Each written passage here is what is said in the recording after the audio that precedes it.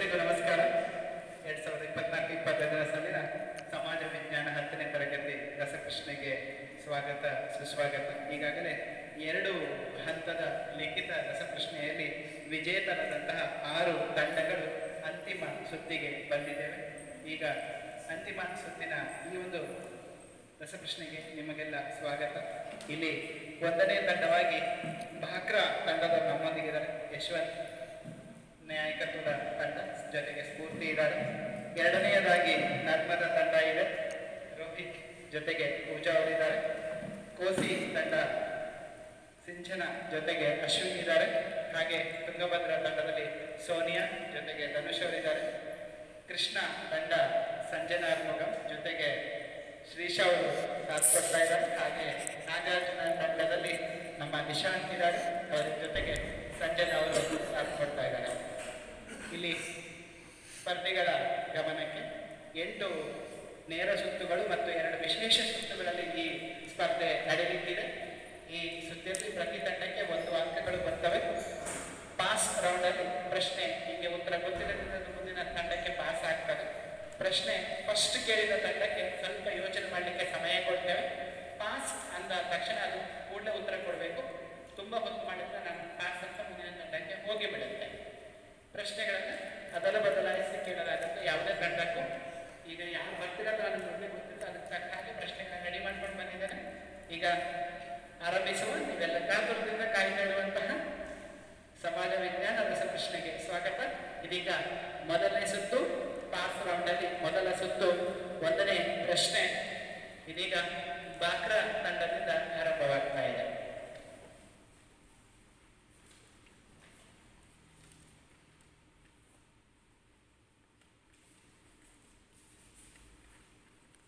ಭಾಕ್ರಾ ತಂಡಕ್ಕೆ ನಿಮ್ಮ ಪ್ರಶ್ನೆ.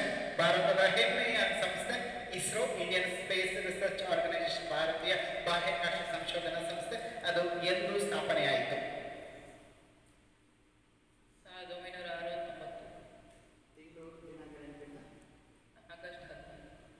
1969 ಆಗಸ್ಟ್ 15 ಅಂತ ಹೇಳ್ತಾ ಇದ್ರೆ ನಿಮ್ಮ ಉತ್ತರ ಸರಿಯಾಗಿದೆ.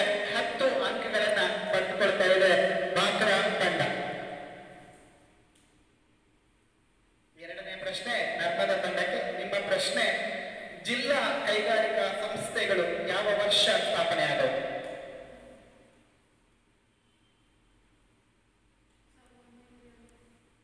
ನಿಮ್ಮ ಉತ್ತರ ತಪ್ಪಾಗಿದೆ. ಪ್ರಶ್ನೆ ಪಾಸ್ ಆಗ್ತಾ ಇದೆ. 70 ತಪ್ಪಾಗಿದೆ. ಪ್ರಶ್ನೆ ಪಾಸ್ ಆಗ್ತಾ ಇದೆ. 1978 ಸರಿಯಾದಂತಹ ಉತ್ತರ. ಸರಿಯಾದಾಗ ಒಂದು ಚಪ್ಪಾಳೆಯನ್ನು ಕೊಟ್ಟು ನಮ್ಮ ಸ್ಪರ್ಧೆಗಳನ್ನು 5 ಬೋನಸ್ ಅಂಕಗಳನ್ನು ತುಂಗಭದ್ರಾ ತಂಡ ಬರ್ಕೊಳ್ತಾ ಇದೆ. ಮೊದಲ ಬೋನಸ್ ತುಂಗಭದ್ರಾ ತಂಡದ ಪಾಲಾಗಿದೆ. ಮುಂದಿನ ಪ್ರಶ್ನೆ ನರ್ಮದಾ ತಂಡಕ್ಕೆ. ಪ್ರಸವ ಪೂರ್ವ ಲಿಂಗ ಪರೀಕ್ಷೆ ಪ್ರತಿಬಂಧಕ ಕಾಯ್ದೆ ಎಂದು ಜಾರಿಗೆ ಬಂದಿತು? ಪಾಸ್. 1955 ಉತ್ತರ ತಪ್ಪಾಗಿದೆ. ಪ್ರಶ್ನೆ ಪಾಸ್ ಆಗ್ತಾ ಇದೆ. 1956 ತಪ್ಪು. ಕೃಷ್ಣ ತಂಡಕ್ಕೆ ತಪ್ಪು. ಪ್ರಶ್ನೆ ನಾಗಾರ್ಜುನ ತಂಡಕ್ಕೆ 1994 ಸರಿಯಾದಂತಹ ಉತ್ತರ. ಪ್ರಸವ ಪೂರ್ವ ಲಿಂಗ ಪರೀಕ್ಷಾ ನಿಷೇಧ ಕಾಯ್ದೆ 1994 ಜಾರಿಗೆ ಬಂತು. ನಾಗಾರ್ಜುನ ತಂಡಕ್ಕೆ ಬೋನಸ್ 5 ಅಂಕ.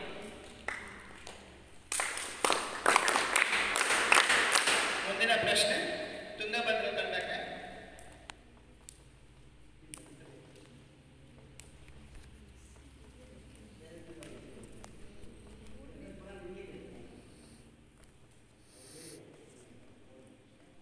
ನಿಮ್ಮ ಪ್ರಶ್ನೆ ಸಾರ್ಕ್ ಸಂಸ್ಥೆ ಯಾವ ವರ್ಷ ಸ್ಥಾಪನೆಯಾಯಿತು? SAARC, south Asian association for regional cooperation, Dakshina Asia ಪ್ರಾದೇಶಿಕ ಸಹಕಾರಿ ಸಂಘ.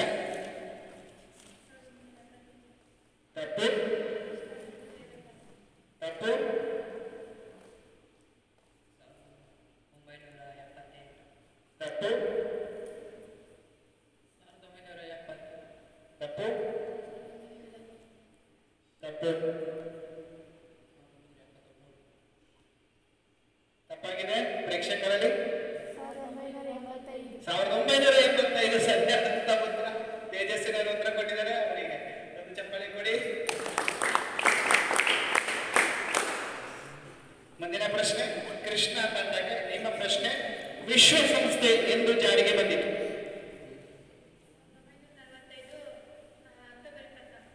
1945 ಅಕ್ಟೋಬರ್ 24. ಸರಿಯಾದಂತ ಉತ್ತರ 10 ಅಂಕಗಳನ್ನು ನಾವು ಪಡ್ಕೊಳ್ತಾ ಇದ್ದೇವೆ. ಮುಂದಿನ ಪ್ರಶ್ನೆ, ನಿಮ್ಮ ಪ್ರಶ್ನೆ, ಮಾಹಿತಿ ಹಕ್ಕು ಕಾಯ್ದೆ ಯಾವ ವರ್ಷ ಜಾರಿಗೆ ಬಂದಿತು? 1949. ನಿಮ್ಮ ಉತ್ತರ ಸಾರಿ, ತಪ್ಪಾಗಿದೆ. ಪ್ರಶ್ನೆ ಪಾಸ್ ಆಗ್ತದೆ. ಬಂದ 2005 ಅಂತ ಹೇಳಿದ್ರೆ ನಿಮ್ಮ ಉತ್ತರ ಸರಿಯಾಗಿದೆ. ಬೋನಸ್ 5 ಅಂಕಗಳು ಬಾಕ್ರಾ ತಂಡ.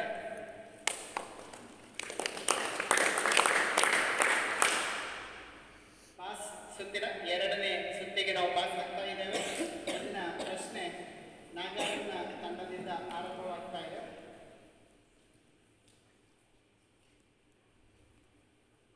ನಾಗಾರ್ಜುನ ತಂಡಕ್ಕೆ ನಿಮ್ಮ ಪ್ರಶ್ನೆ ಹೀಗಿದೆ.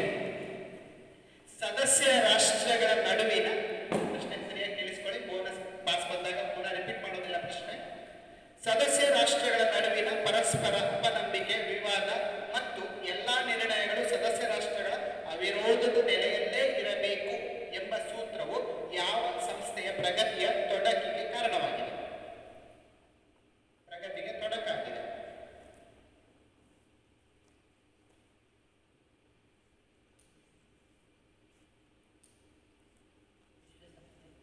ವಿಶ್ವಸಂಸ್ಥೆ ಅಂತ ಹೇಳಿದ್ರೆ ನಿಮ್ಮ ಉತ್ತರ ಸಾರಿ, ತಪ್ಪಾಗಿದೆ. ಪ್ರಶ್ನೆ ಪಾಸ್ ಆಗ್ತದೆ. ಕೃಷ್ಣ ತಂಡ.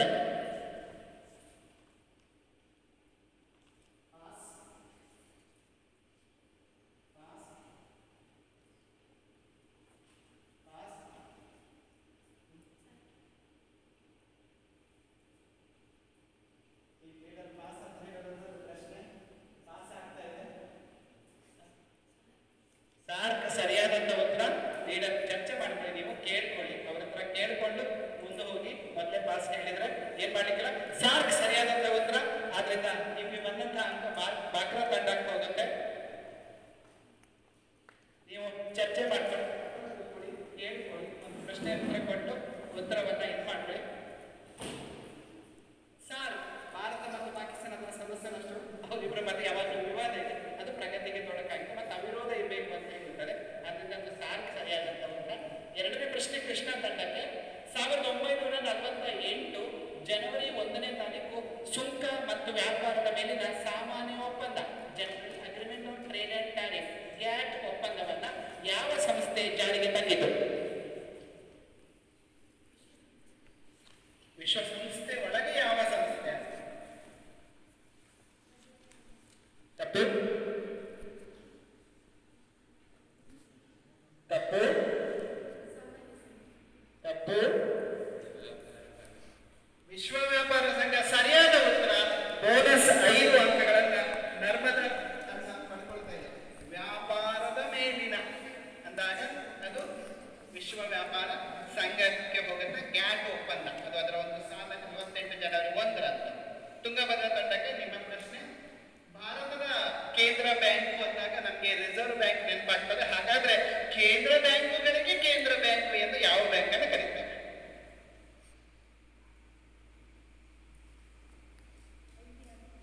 IBRD ಅಂತ ಹೇಳ್ತಾರೆ. ನಿಮ್ಮ ಉತ್ತರ ತಪ್ಪಾಗಿದೆ. ಪ್ರಶ್ನೆ ಪಾಸ್ ಆಗ್ತಾ ಇದೆ. ಘೋಷಿತ ಅಂತಾರಾಷ್ಟ್ರೀಯ ಹಣಕಾಸು ನಿಧಿ, ಇಂಟರ್ನ್ಯಾಷನಲ್ ಮಾನಿಟರಿ ಫಂಡ್, IMF ಸರಿಯಾದಂತ ಉತ್ತರ. 5 ಅಂಕಗಳು ಕೋಸಿ ತಂಡ. ಮುಂದಿನ ನೇರ ಪ್ರಶ್ನೆ ಕೋಸಿ ತಂಡಕ್ಕೆ. ನಿಮ್ಮ ಪ್ರಶ್ನೆ, IMF ಮತ್ತು IBRD ಅಥವಾ ಅದಕ್ಕೆ IMFಗೆ ಕೇಂದ್ರ ಬ್ಯಾಂಕುಗಳ ಕೇಂದ್ರ ಬ್ಯಾಂಕು ಅಂತ ಕರಿತೇವೆ, IBRDಗೆ ವಿಶ್ವ ಬ್ಯಾಂಕು ಅಂತ ಕರಿತೇವೆ. ಹಾಗೆ IMF ಮತ್ತು IBRD ನಂತರ ಯಾವ ಸಂಸ್ಥೆಯನ್ನ ತೃತೀಯ ಆರ್ಥಿಕ ಆಧಾರ ಸ್ತಂಭ ಎಂದು ಕರೀತಾರೆ? ಮೊದಲ 2 IMF, 2ನೇದು ವಿಶ್ವ ಬ್ಯಾಂಕ್. ಆದ್ರೆ 3ನೇದು ಯಾವುದು? ತೃತೀಯ ಆರ್ಥಿಕ ಆಧಾರ ಸ್ತಂಭ ಯಾವುದು ಜಗತ್ತಿನ? ಸಾಮಾನ್ಯ ಸಭೆ. ಸಾರಿ, ನಿಮ್ಮ ಉತ್ತರ ತಪ್ಪಾಗಿದೆ. ಪ್ರಶ್ನೆ ಪಾಸ್ ಆಗ್ತದೆ. ನರ್ಮದಾ ತಂಡ. IBRD ಅಂದ್ರೆ ವಿಶ್ವ ಬ್ಯಾಂಕ್, ಅದು 2ನೇದು. 1ನೇದು IMF, IBRD ಆಗೋದಿಲ್ಲ. ತಪ್ಪಾಗಿದೆ. ಪ್ರಶ್ನೆ ಪಾಸ್ ಆಗ್ತಾ ಇದೆ. IFC ನಿಮ್ಮ ಉತ್ತರ ತಪ್ಪು. ನಾಗಾರ್ಜುನ ತಂಡಕ್ಕೆ ಪ್ರಶ್ನೆ ಪಾಸ್ ಆಗಿ ಬಂದಿದೆ. ಪಾಸ್.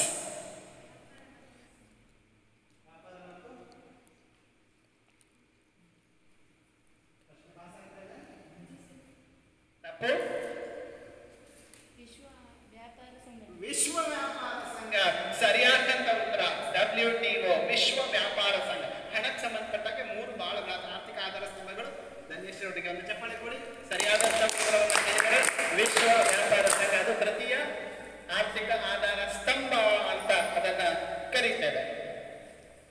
ಮುಂದಿನ ಪ್ರಶ್ನೆ ನರ್ಮದಾ ತಂಡಕ್ಕೆ 1965ರಲ್ಲಿ ವಿಶ್ವಸಂಸ್ಥೆಯ ಯಾವ ಸಂಸ್ಥೆಯು ಶಾಂತಿಗಾಗಿ ನೊಬೆಲ್ ಬಹುಮಾನವನ್ನು ಗಳಿಸಿದೆ ಮತ್ತು ಶುಭಾಶಯ ಪತ್ರಗಳನ್ನು ಮಾರಾಟ ಮಾಡುತ್ತದೆ?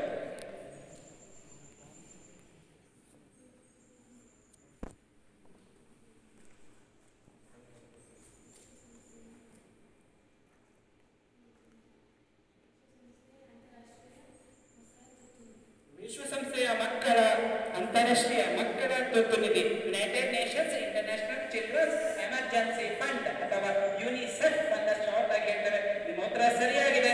ನರ್ಮದಾ ತಂಡಕ್ಕೆ ನೇರ ಪ್ರಶ್ನೆಗೆ ನೇರ ಉತ್ತರ 10 ಅಂಕಗಳನ್ನು ಗಳಿಸಿಕೊಂಡಿದೆ. ಮುಂದಿನ ಪ್ರಶ್ನೆ ದತ್ತಿ ಸಮಿತಿಯ ಆಡಳಿತಕ್ಕೆ ಒಳಪಟ್ಟು, ದತ್ತಿ ಸಮಿತಿ ಅಸ್ತಿತ್ವದಲ್ಲಿಲ್ಲ, ಎಲ್ಲ ದತ್ತಿ ಪ್ರದೇಶಗಳು ಸ್ವತಂತ್ರವಾಗಿವೆ, ಆದ್ದರಿಂದ ದತ್ತಿ ಸಮಿತಿ ಇಲ್ಲ. ದತ್ತಿ ಸಮಿತಿಯ ಆಡಳಿತಕ್ಕೆ ಒಳಪಟ್ಟು ಸ್ವತಂತ್ರಗೊಂಡ ಕೊನೆಯ ಗಣರಾಜ್ಯ ಯಾವುದು?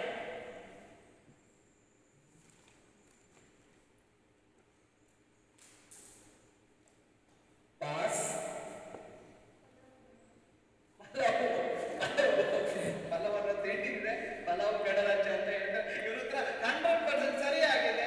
ಪಲಾವ್ ಗಣರಾಜ್ಯ ಅದು ಲಾಸ್ಟ್ ಅಲ್ಲಿ ಸ್ವಾತಂತ್ರ್ಯವನ್ನು ಪಡೆದಂತ ಕೊನೆಯ ಗಣರಾಜ್ಯ. ಒಂದು ಚಪ್ಪಾಳೆ, ಜೋರಾದ ಚಪ್ಪಾಳೆ. ಪಾಸ್ ಪ್ರಶ್ನೆಗೆ ಉತ್ತರವನ್ನು ಕೊಟ್ಟಿದ್ರಿ, 5 ಅಂಕಗಳು. ನಿಮಗೆ ಪ್ರಶ್ನೆ, ಅಂತಾರಾಷ್ಟ್ರೀಯ ನ್ಯಾಯಾಲಯದ ನ್ಯಾಯಾಧೀಶರನ್ನು ಯಾರು ನೇಮಿಸುತ್ತಾರೆ? ಪ್ರಧಾನಮಂತ್ರಿ. ಎಂಟರಿಗೆ ಗೊತ್ತಿನ 8ನೇ ಕ್ಲಾಸಲ್ಲಿ ಓದಿದ್ದು. ಅಂತಾರಾಷ್ಟ್ರೀಯ ನ್ಯಾಯಾಲಯದ ನ್ಯಾಯಾಧೀಶರನ್ನು ಯಾರು ನೇಮಿಸುತ್ತಾರೆ? ರಾಷ್ಟ್ರಪತಿಗಳ ನೇಮಿಸಿದ ಅಂತಾರಾಷ್ಟ್ರೀಯ ನ್ಯಾಯಾಲಯ ನಿಮಗೆ ಗೊತ್ತಾ? ಭದ್ರತಾ ಸಮಿತಿ ನೇಮಿಸಿದೆ. ಭದ್ರತಾ ಸಮಿತಿಯ ಕಾರ್ಯಗಳಲ್ಲಿ ಅಂತಾರಾಷ್ಟ್ರೀಯ ಸಮಿತಿಯ ನ್ಯಾಯಾಧೀಶರನ್ನು ನೇಮಿಸುವುದು ಒಂದು ಪ್ರಮುಖವಾದ. ಈಗ ಮೊದಲ 2 ಸುತ್ತಿನಲ್ಲಿ ಅಂಕಗಳನ್ನು ಪ್ರಶ್ನೆ ಯಾರಿಗೆ ಕೇಳಬೇಕಂತ ಕರೆಕ್ಟ್ ನೋಡ್ಕೊಳ್ಳಿ. ಆದ ಪ್ರಶ್ನೆ ಅವರಿಗೆ ಬರಬೇಕು, ತಪ್ಪಿದಾಗ ಹೇಳಿ. ನರ್ಮದಾ ತಂಡಕ್ಕೆ ಪ್ರಶ್ನೆ ಈಗ, ಯಾವ ಶಾಸನವು ಅಥವಾ ಕಾಯ್ದೆಯು ಬಂಗಾಳದ ಗವರ್ನರ್ ಅನ್ನು ಭಾರತದ ಗವರ್ನರ್ ಜನರಲ್ ಎಂದು ನಾಮಕರಣ ಮಾಡಿತು? ಯಾವ ಚಾರ್ಟರ್? 1993 ಅಂತ ಹೇಳ್ತಿದ್ರೆ ನಿಮ್ಮ ಉತ್ತರ ತಪ್ಪಾಗಿದೆ. ಪ್ರಶ್ನೆ ಪಾಸ್ ಆಗ್ತದೆ. ಕೋಸಿತಾಟ.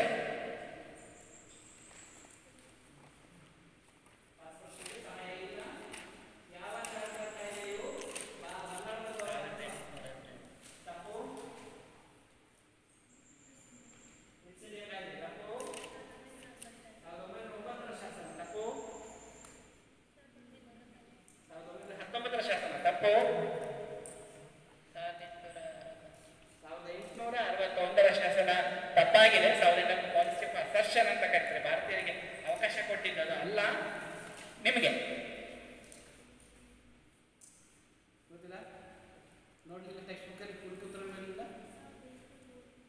ಸರಿ ಉತ್ತರ 1833ರ ಚಾರ್ಟರ್ ಕಾಯ್ದೆ ಆ ಪ್ರಕಾರ ಬಂಗಾಳದ ಗವರ್ನರ್ ಜನರಲ್ ಅನ್ನು ಏನಂತ ಕರೆಯಲಾಯಿತು? ಭಾರತದ ಗವರ್ನರ್ ಜನರಲ್ ಅಂತ ಕರೆಯಲಾಯಿತು. ವಾರನ್ ಹೇಸ್ಟಿಂಗ್ಸ್ ಭಾರತದ ಮೊದಲ ಗವರ್ನರ್ ಜನರಲ್ ಆಗ್ತದೆ. ಟೆಕ್ಸ್ಟ್ ಬುಕ್ಕಲ್ಲಿ ಇಲ್ಲ, ಅದರಿಂದ ನೋಡ್ಕೊಳ್ಳೋದು ಬೇಡ. ಮುಂದಿನ ಪ್ರಶ್ನೆ ಕೋಸಿ ತಂಡಕ್ಕೆ ಹೋಗುತ್ತೆ. ನಿಮ್ಮ ಪ್ರಶ್ನೆ, ಯಾವ ಕಾಯ್ದೆಯ ಪ್ರಕಾರ secretary of state for India ಎಂಬ ಹೊಸ ಸ್ಥಾನವನ್ನು ಬ್ರಿಟಿಷ್ ಸರ್ಕಾರ ಸೃಷ್ಟಿಸಿತು? ಭಾರತದ ವ್ಯವಹಾರ ಕಾರ್ಯದರ್ಶಿ ಅನ್ನೋ ಸ್ಥಾನವನ್ನು ಸೃಷ್ಟಿಸಿದ ಆ ಶಾಸನ ಯಾವುದು?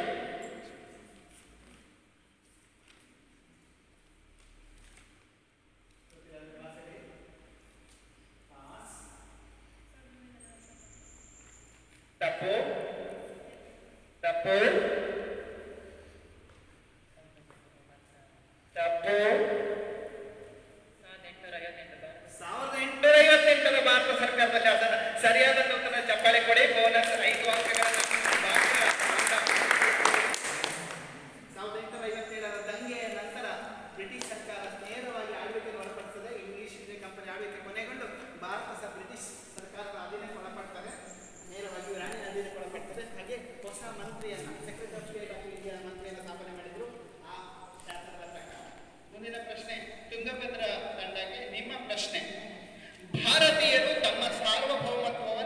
ಬ್ರಿಟಿಷ್ ರಾಜಸತ್ತೆಯ ಹಿಡಿತದಲ್ಲಿ ಪಡೆದಿದ್ದಾರೆಯೇ ವಿನಃ ಅವರದೇ ಸ್ವಂತ ಹಕ್ಕಲ್ಲ ಎಂದು ಹೇಳುವ ಮೂಲಕ ಇಂಗ್ಲೆಂಡ್ ಸರ್ಕಾರವೇ ಭಾರತದ ಅಂತಿಮ ಸಾರ್ವಭೌಮ ಎಂದು ಘೋಷಿಸಿದ ಕಾಯ್ದೆ ಯಾವುದು?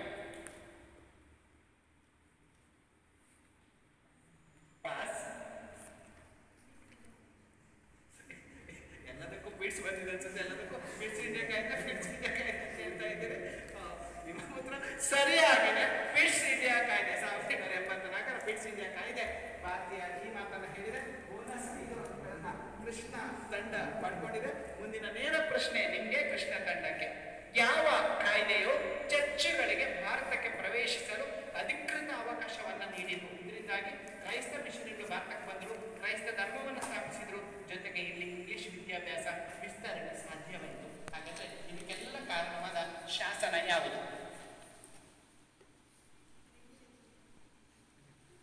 ಆಗ ಬೆಡ್ಸಿಟ್ಕೊಂಡಿದ್ರು, ಈಗ ರೆಗ್ಯುಲೇಟಿಂಗ್ ಬಂದ್ರು. ನಿಮ್ಮ ಉತ್ತರ ತಪ್ಪಾಗಿದೆ. ಪ್ರಶ್ನೆ ಪಾಸ್ ಆಗ್ತಾ ಇದೆ. ನಾಗಾರ್ಜುನ ತಂಡ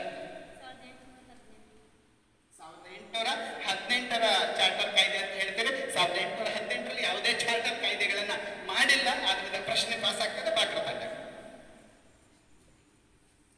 ಪಾಸ್. ನವಲತ್ ಕಾಯ್ದೆ ಇತ್ತ, ಅದು ಇವರು ಲಾಲರ ಮರಣ ಹೊಂದಲಿಕ್ಕೆ ಕಾರಣ. ಅದು ಪ್ರವೃತ್ತಿ ಭಾರತ ಬಂದಿದೆ. ಪ್ರಶ್ನೆ ಪಾಸ್ ಆಗ್ತದೆ. ಕೋಸಿದ 1813ರ ಶಾಸನ ಅಂತ ಹೇಳ್ತೀರಿ. ನಿಮ್ಮ ಉತ್ತರ ಸರಿಯಾಗಿದೆ. ಬೋನಸ್ 5 ಅಂಕಗಳನ್ನ ಪಡ್ಕೊಳ್ತಾ ಇದ್ದಾರೆ. 1813ರ ಚಾರ್ಟರ್ ಕಾಯ್ದೆಯ ಪ್ರಕಾರ ಚರ್ಚ್ಗಳು ಭಾರತಕ್ಕೆ ಬಂದು ಇಲ್ಲಿ ಇಂಗ್ಲಿಷ್ ವಿದ್ಯಾಭ್ಯಾಸ ಆಗಲಿಕ್ಕೆ, ಇಂಗ್ಲಿಷ್ ಶಾಲೆಗಳನ್ನ ಸ್ಥಾಪನೆ ಮಾಡಲಿಕ್ಕೆ ಆ ಶಾಸನ ಕಾರಣ ಆಯಿತು ಅಂತ. ಮುಂದಿನ ಪ್ರಶ್ನೆ ನಾಗಾರ್ಜುನ ತಂಡಕ್ಕೆ. ನಿಮ್ಮ ಪ್ರಶ್ನೆ, ನೇಮಕಾತಿ ಅನ್ನುವುದು ಆಡಳಿತದ ರಚನೆಯ ಅಡಿಗಲ್ಲಾಗಿರುತ್ತದೆ ಎಂದು ಹೇಳಿದವರು ಯಾರು? ಓ ಗ್ಲೆನ್ ಸ್ಟಾಲ್. ಸರಿ ಉತ್ತರ. ನೇರ ಪ್ರಶ್ನೆಗೆ ನೇರ ಉತ್ತರ ಕೊಟ್ಟಿದ್ರಿ. 10 ಅಂಕಗಳನ್ನ ಪಡ್ಕೊಂಡಿದ್ದೀರಿ. ಚಪ್ಪಳೆ ಕೊಡಿ ಮಕ್ಕಳು. ಹುಮ್ಮಸ ಸಿಗ್ತದೆ. ಮುಂದಿನ ಪ್ರಶ್ನೆ ಬಾಕ್ರ ತಂಡಕ್ಕೆ. ಕೊನೆಯ ಪ್ರಶ್ನೆ, ಕಲ್ಯಾಣ ಕರ್ನಾಟಕದ ಪ್ರಾದೇಶಿಕ ಅಸಮಾನತೆಯನ್ನ ಸಂವಿಧಾನ ಹೇಗೆ ನಿವಾರಣೆ ಮಾಡಿದೆ? ಕಲ್ಯಾಣ ಕರ್ನಾಟಕದ ಪ್ರಾದೇಶಿಕ ಅಸಮಾನತೆಯನ್ನು ನಮ್ಮ ಸಂವಿಧಾನ ಹೇಗೆ ನಿವಾರಣೆ ಮಾಡಿದೆ? ಕರ್ನಾಟಕದ 7 ಜಿಲ್ಲೆಗಳಿಗೆ ಪೂರ್ಣ ಉತ್ತರ ಇಲ್ಲದಿದ್ದರಿಂದ ನನ್ನ ಪ್ರಶ್ನೆಯನ್ನ ತಪ್ಪು ಅಂತ ಪರಿಗಣಿಸಿ ಅದನ್ನು ಪಾಸ್ ಮಾಡ್ತಾ ಇದ್ದಾರೆ ನರ್ಮದಾ ತಂಡ.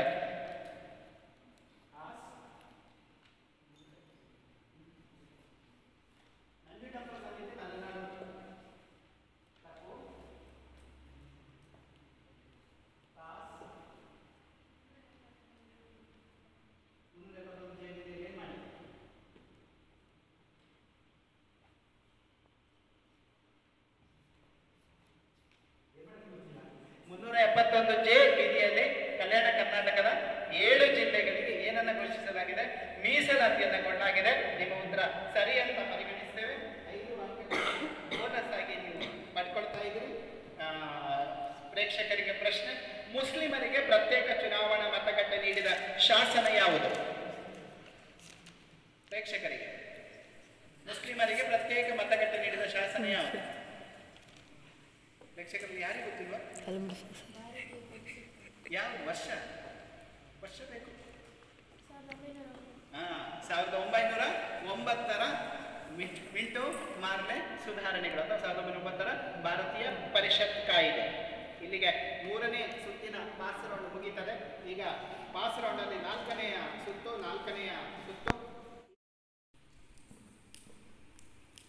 ಕೃಷ್ಣ ತಂಡಕ್ಕೆ. ನಿಮ್ಮ ಪ್ರಶ್ನೆ, ಯಾವ ಸಂಸ್ಥೆಯನ್ನು ಯುರೋಪಿಯನ್ ಆರ್ಥಿಕ ಸಮುದಾಯದ ವಾರಸುದಾರ ಸಂಸ್ಥೆ ಎಂದು ಕರೆಯುತ್ತಾರೆ? ಯಾವ ಸಂಸ್ಥೆಯನ್ನು ಯುರೋಪಿಯನ್ ಆರ್ಥಿಕ ಸಮುದಾಯದ ವಾರಸುದಾರ ಸಂಸ್ಥೆ ಎಂದು ಕರೆಯುತ್ತಾರೆ?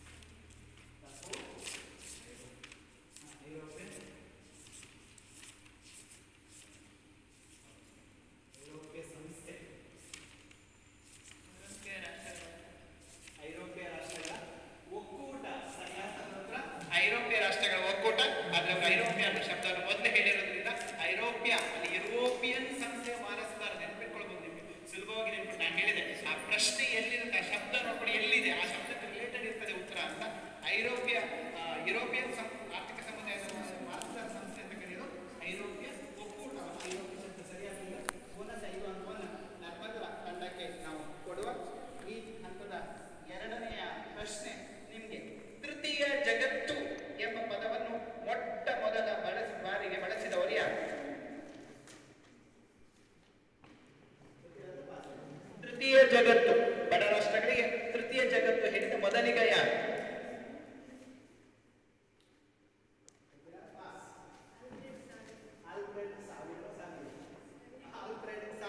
ಸರಿ ಉತ್ತರ, ಚಪ್ಪಾಳೆ ಕೊಡಿ. ಕೋಸಿ ತಂಡ ಪಡ್ಕೊಂಡಿದೆ. ಮುಂದಿನ ಪ್ರಶ್ನೆ ನಿಮ್ಗೆ ಇದೆ. ಕೋಸಿ ತಂಡಕ್ಕೆ ನಿಮ್ಗೆ, ಭಾರತ ಅಂತಾರಾಷ್ಟ್ರೀಯ ವೇದಿಕೆಗಳಲ್ಲಿ ವಸಾಹತುಶಾಹಿತ್ವವನ್ನ ವಿರೋಧಿಸಿಕೊಂಡು ಬಂದಿದೆ ಏಕೆ? ವಸಾಹತುಶಾಹಿತ್ವವನ್ನು ಯಾವಾಗಲೂ ವಿರೋಧಿಸ್ತಾ ಬಂದಿದೆ, ಯಾಕೆ?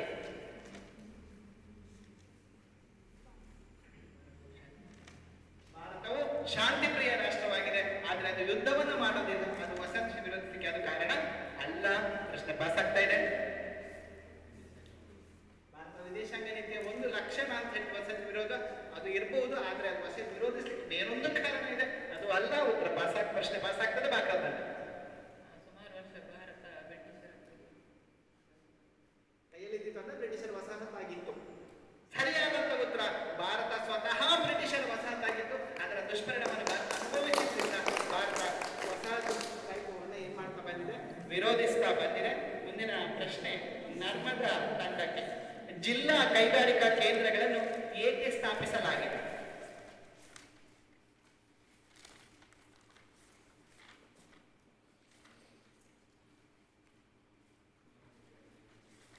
ತಪ್ಪು,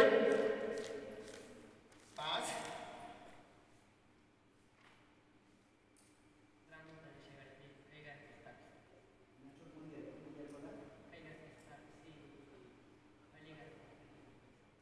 ಗ್ರಾಮಾಂತರ ಪ್ರದೇಶಗಳಲ್ಲಿ ಕೈಗಾರಿಕೆಗಳನ್ನು ಸ್ಥಾಪಿಸಲು ಮತ್ತು ಅವುಗಳ ಆಡಳಿತ ಮತ್ತು ಸಮಗ್ರತೆಯನ್ನು ಕೇಂದ್ರೀಕರಿಸಲು ಭಾರತ ಏನು ಸ್ಥಾಪಿಸಿ ಮಾಡಿದೆ? ಜಿಲ್ಲಾ ಕೈಗಾರಿಕಾ ಕೇಂದ್ರಗಳನ್ನು ಸ್ಥಾಪನೆ ಮಾಡಲಾಗಿದೆ. ಸರಿಯಾದ ಉತ್ತರ. ಬೋನಸ್ 5 ಅಂಕಗಳು ನಾಗಾರ್ಜುನ ತಂಡಕ್ಕೆ ಸಿಗ್ತಾ ಇದೆ. ಮುಂದಿನ ಪ್ರಶ್ನೆ ನಾಗಾರ್ಜುನ ತಂಡಕ್ಕೆ. ನಿಮ್ಮ ಪ್ರಶ್ನೆ, ಸಾಲೇತರ ಬಂಡವಾಳ ಆದಾಯ ಎಂದರೇನು? ಯಾವುದನ್ನು ಸಾಲೇತರ ಬಂಡವಾಳ ಆದಾಯ ಎಂದು ಕರೆಯುತ್ತಾರೆ?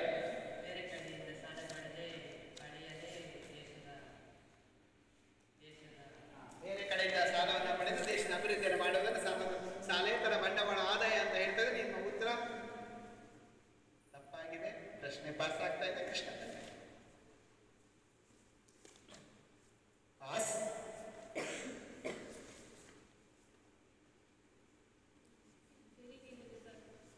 ತಪ್ಪು. ಆದಾಯಕ್ಕಿಂತ ಸಾಲ ಹೆಚ್ಚಾಗಿದ್ರೆ ತಪ್ಪು. ಪಾಸ್. ಸರಿಯಾದಂತ ಉತ್ತರ, ಸರ್ಕಾರಕ್ಕೆ ಎಕ್ಸ್ಟ್ರಾ ದುಡ್ಡು ಬೇಕಾದಾಗ ಅದು ಏನ್ ಮಾಡುತ್ತೆ, ತಾನು ಬೇರೆ ಬೇರೆ ದೊಡ್ಡ ಸಂಸ್ಥೆಗಳಲ್ಲಿ ಹೂಡಿರುವ ಹಣವನ್ನ ಹಿಂದಕ್ಕೆ ಪಡೀತದೆ. ಅದಕ್ಕೆ ನಾವು ಹೂಡಿಕೆ ಹಿಂತೆಗೆತ ಅಂತ ಕರಿತೇವೆ. ಹಾಗೆ ರಾಜ್ಯಗಳಿಗೆ ಸಾಲವನ್ನು ಕೊಡುತ್ತೆ, ಆ ಸಾಲವನ್ನು ರಾಜ್ಯಗಳು ಮರುಪಾವತಿ ಮಾಡ್ತವೆ. ಆ ಸಾಲ ಮರುಪಾವತಿ ಮತ್ತು ಹೂಡಿಕೆ ಹಿಂತೆಗೆತವನ್ನ ಏನಂತ ಕರಿತೇವೆ?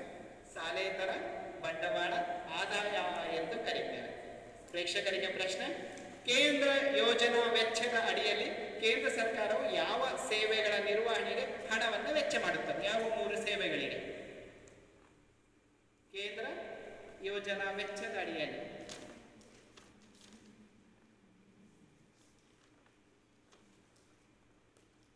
ನಿಮಗೆ ಗೊತ್ತಿದೆ ಯಾವ 3 ವೆಚ್ಚಗಳ ಅಡಿಯಲ್ಲಿ? ಆರ್ಥಿಕ ಸೇವೆಗಳು, ಸಾಮಾಜಿಕ ಸೇವೆಗಳು ಮತ್ತು ಸಾಮಾನ್ಯ ಸೇವೆಗಳು. ಆರ್ಥಿಕದಲ್ಲಿ ಕೃಷಿ ಕೈಗಾರಿಕೆ, ಸಾಮಾಜಿಕದಲ್ಲಿ ಆರೋಗ್ಯ ಶಿಕ್ಷಣ, ಸಾಮಾನ್ಯದಲ್ಲಿ ಸೇವೆಗಳಲ್ಲಿ ಸಾಮಾನ್ಯ ಸೇವೆಗಳಲ್ಲಿ ಬರ್ತದೆ. ಇಲ್ಲಿಗೆ 4 ಸುತ್ತು ಮುಗಿದಿದೆ. ಈಗ 4ನೇ ಸುತ್ತು ಮುಗಿದ ನಂತರ ಮತ್ತೊಮ್ಮೆ ತಂಡಗಳ ಬಲಾಬಲವನ್ನು ನೋಡುವ. ಬಾಕ್ರಾ ತಂಡ 30 ಚಪ್ಪಳೆ ಕೊಡಿ. 20 ಅಂಕಗಳು. ಕೋಸಿ ತಂಡ 15 ಅಂಕಗಳು. ತುಂಗಭದ್ರಾ ತಂಡ ಕೇವಲ 5 ಅಂಕಗಳು. ಕೃಷ್ಣ ತಂಡ 20 ಅಂಕಗಳು. ನಾಗಾರ್ಜುನ ತಂಡ 20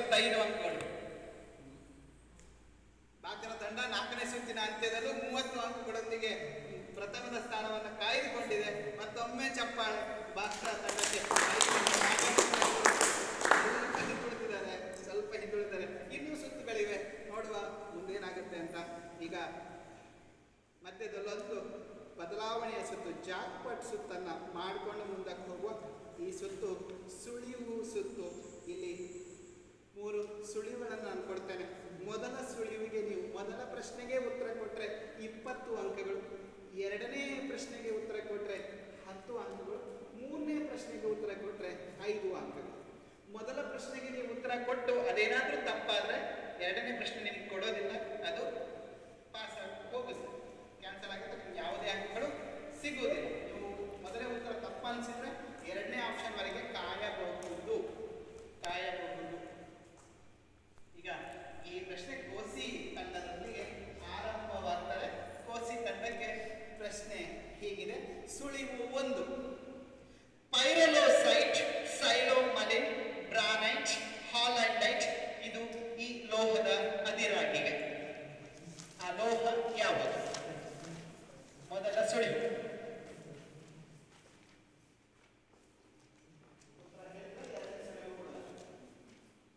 ಎರಡನೇ ಸುಳಿವು. ಇದನ್ನು ರಾಸಾಯನಿಕ, ವಿದ್ಯುತ್ ಉಪಕರಣ, ಬಣ್ಣದ ಗಾಜು ತಯಾರಿಕೆಯಲ್ಲಿ ಬಳಸುತ್ತಾರೆ.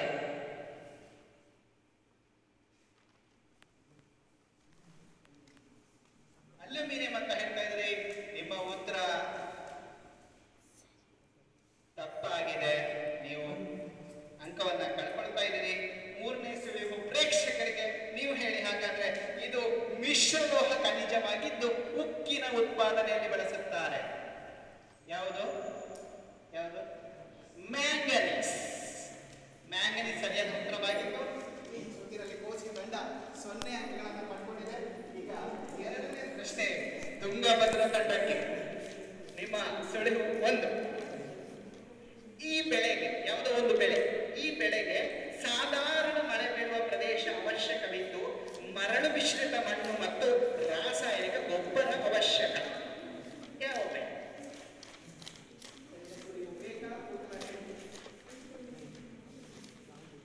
ಈ ಬೆಳೆಗೆ ಸಾಧಾರಣ ಮಳೆ ಬೀಳುವ ಪ್ರದೇಶ ಸಾಕು, ಮರಳು ಮಿಶ್ರಿತ ಮಣ್ಣು ಮತ್ತು ರಾಸಾಯನಿಕ ಗೊಬ್ಬರ ಬೇಕು.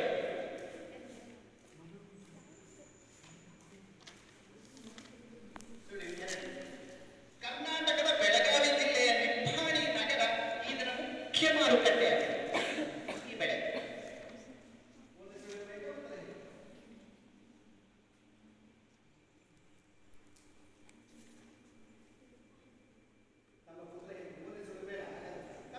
ತಪ್ಪಾಗತ್ತ. ಮೂರನೇ ಸುಳಿವನ್ನು ನೋಡುವ. ಮೂರನೇ ಸುಳಿವು, ಇದರ ಸೇವನೆ ಹಾನಿಕಾರಕ ಎಂದು ಗೊತ್ತಿದ್ರು ಇದರ ವಸ್ತುಗಳಿಗೆ ಬೇಡಿಕೆ ದಿನೇ ದಿನೇ ಹೆಚ್ಚಾಗ್ತಾ ಇದೆ. ಹಾನಿಕಾರಕವಾದ ಬೆಳೆ ತಂಬಾಕು. ಸರಿಯಾದಂತ ಉತ್ತರ ತುಂಗಭದ್ರಾ ತಂಡಕ್ಕೆ. ಎರಡನೇ ಸುಳಿವಿಗೆ ಉತ್ತರ ಕೊಟ್ಟಿದ್ರಿಂದ ನಿಮಗೆ 10 ಅಂಕಗಳು ಸಿಕ್ಕು. ನೀವು 10 ಅಂಕಗಳನ್ನು ಪಡ್ಕೊಂಡ್ರಿ. ಈಗ ಮೂರನೇ ಪ್ರಶ್ನೆ ಕೃಷ್ಣ ತಂಡ. ನಿಮ್ಮ ಪ್ರಶ್ನೆ ನೈಸರ್ಗಿಕ ವಿಕೋಪಗಳು. ಈ ನೈಸರ್ಗಿಕ ವಿಕೋಪ ಉಂಟಾದಾಗ ಹಳ್ಳಗಳು, ಸಸ್ಯವರ್ಗಗಳು ಭೂಗತವಾಗುತ್ತವೆ. ಯಾವ ನೈಸರ್ಗಿಕ ವಿಕೋಪ? ಎರಡನೇ ಸುಳಿವು ಕೇಳ್ತೀರಾ, ಉತ್ತರ ಹೇಳಿ. ಈ ನೈಸರ್ಗಿಕ ವಿಕೋಪ ಉಂಟಾದಾಗ ಹಳ್ಳಗಳು, ಸಸ್ಯವರ್ಗ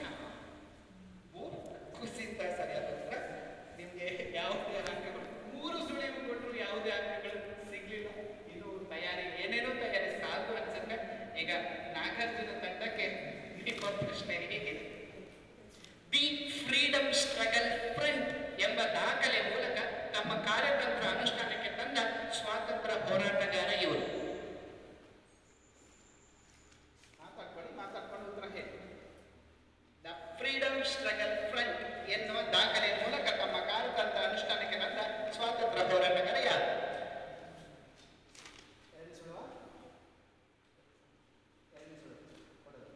ಎರಡನೇ ಸುಳು, ಕಾರ್ಮಿಕರಿಗೆ ತರಬೇತಿ ನೀಡಿದ್ರು, ಜನತೆಗೆ ಹೋರಾಟದಲ್ಲಿ ಭಾಗವಹಿಸುವಂತೆ ಕರೆ ಇತ್ತರು, ಹಣವನ್ನ ಕ್ರೋಢೀಕರಿಸಿದ್ರು, ದಿಕ್ಕೆಟ್ಟು ಹೋಗಿದ್ದ ಹೋರಾಟಕ್ಕೆ ಒಂದು ದಿಕ್ಕನ್ನು ಕೊಟ್ಟಂತಹ ಕಾಂಗ್ರೆಸ್ಸಿನ ಸಮಾಜವಾದಿ ನಾಯಕ ಇವರು.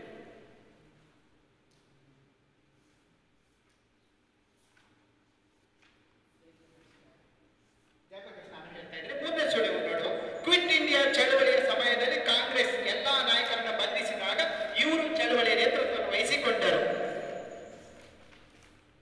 ಯಾರು? ಜಯಪ್ರಕಾಶ್ ನಾರಾಯಣ್. ಸರಿಯಾದಂತ ಉತ್ತರ. ಎರಡನೇ ಸುಳಿವಿಗೆ ನೀವು ಉತ್ತರ ಕೊಟ್ಟಿದ್ರೆ ನಾನು ನಿಮಗೆ 10 ಅಂಕಗಳನ್ನ ಕೊಟ್ಟಾಯ್ತು. ಯಾರು 20ಕ್ಕೆ 20 ಅಂಕ.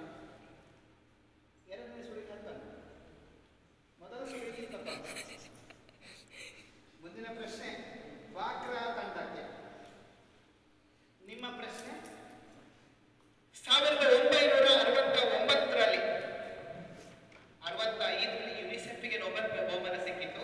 ಹಾಗಾದ್ರೆ 1960ರಲ್ಲಿ ನೊಬೆಲ್ ಶಾಂತಿ ಪ್ರಶಸ್ತಿಯನ್ನು ಪಡೆದಂತ ವಿಶ್ವಸಂಸ್ಥೆಯ ಒಂದು ಸಹಾಯ ಸಂಸ್ಥೆ ಯಾವುದು?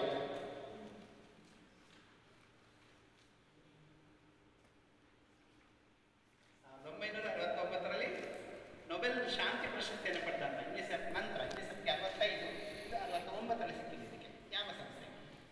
ಎರಡನೇ ಸುಳು ಕೊಡದ ಬೇಡ, ಒಂದನೇ ಸುಳು ಓದ್ತಾ ಇಲ್ಲ. ಎರಡನೇ ಸುಳು, ಇದರ ಕೇಂದ್ರ ಕಚೇರಿ ಸ್ವಿಟ್ಜರ್ಲ್ಯಾಂಡಿನ ಜಿನೇವಾದಲ್ಲಿದೆ.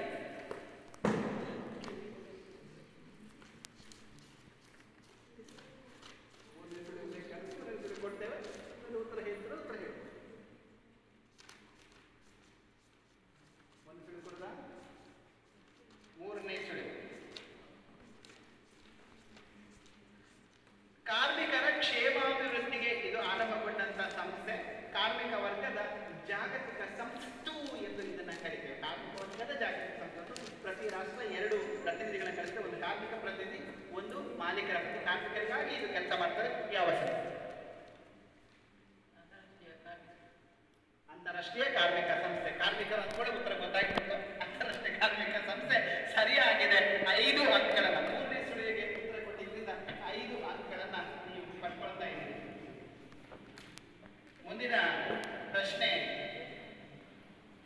ನರ್ಮದಾ ತಂಡಕ್ಕೆ. ನಿಮ್ಮ ಪ್ರಶ್ನೆ 2023ರಲ್ಲಿ ನವದೆಹಲಿಯಲ್ಲಿ ನಡೆದಂತ G20 ಶೃಂಗಸಭೆಯಲ್ಲಿ ಈ ಸಂಸ್ಥೆಗೆ G20 ಸಮೂಹದ ಕಾಯಂ ಸದಸ್ಯತ್ವವನ್ನು ನೀಡಲಾಗಿದೆ. ಅದು ಯಾವ ಸಂಸ್ಥೆಗೆ? ಅದು ಯಾವ ರಾಷ್ಟ್ರಗಳ ಒಕ್ಕೂಟಕ್ಕೆ ಅಂತ? 2023ರಲ್ಲಿ ದೆಹಲಿಯಲ್ಲಿ ನಡೆದಂತಹ G20 ಶೃಂಗಸಭೆಯಲ್ಲಿ ಯಾವ ಸಂಸ್ಥೆಗೆ G20ಯ ಕಾಯಂ ಸದಸ್ಯತ್ವ ನೀಡಲಾಗಿದೆ? ಎರಡನೇ ಸುಳಿವು ಬೇಕಾ? ಉತ್ತರ.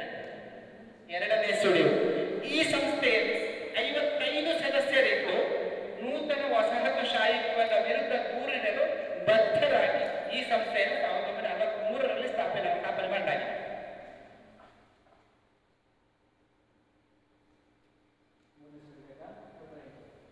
ಮೂರನೇ ಸುಳಿವು, ಸ್ವತಂತ್ರ ಗಳಿಸಿದ ಆಫ್ರಿಕಾದ ರಾಷ್ಟ್ರಗಳು ಈ ಸಂಸ್ಥೆಯ ರಚಿಸಿಕೊಂಡಿವೆ. ಗೊತ್ತಿಲ್ಲ ಉತ್ತರ? ಆಫ್ರಿಕಾದ ರಾಷ್ಟ್ರಗಳು. ಆಫ್ರಿಕನ್ ಒಕ್ಕೂಟ ಸಂಸ್ಥೆ, OAU, organisation of African union ಅಂತ, ಯೂನಿಟಿ ಅಂತ ಕರೀತಾರೆ. ಸುಳಿವು ಸುತ್ತಲು ಯಾರು ನೇರ ಉತ್ತರವನ್ನು ಕೇಳಿದರೆ 20 ಅಂಕಗಳನ್ನು ಪಡೆದುಕೊಳ್ಳಲು ಯಾರಿದ್ದರೂ ಸಾಧ್ಯವಾಗಿಲ್ಲ. ಈಗ ಮುಂದಿನ ಪ್ರಶ್ನೆಗೆ ಹೋಗುವ, ಮುಂದಿನ ಸುತ್ತಿಗೆ ಹೋಗುವ. 5ನೆಯ ಪಾಸ್ ಸುತ್ತು. ಈಗ ಈ ಪ್ರಶ್ನೆ ತುಂಗಭದ್ರದಿಂದ ಮುಂದಿನ ಪಾಸ್ ರೌಂಡಿಗೆ ಹೋಗುವ. ತುಂಗಭದ್ರಾ ತಂಡಕ್ಕೆ ನಿಮ್ಮ ಪ್ರಶ್ನೆ. ತುಂಗಭದ್ರಾ ತಂಡಕ್ಕೆ ನಿಮ್ಮ ಪ್ರಶ್ನೆ, ಮೈಸೂರು ಸಂಸ್ಥಾನದಲ್ಲಿ ನವರಾತ್ರಿಯಲ್ಲಿ ಉತ್ಸವವನ್ನ, ಮೈಸೂರು ಸಂಸ್ಥಾನದಲ್ಲಿ ನವರಾತ್ರಿ ಉತ್ಸವವನ್ನ ಶ್ರೀರಂಗಪಟ್ಟಣದಲ್ಲಿ ಯಾರು ಆರಂಭಿಸಿದ್ದಾರೆ?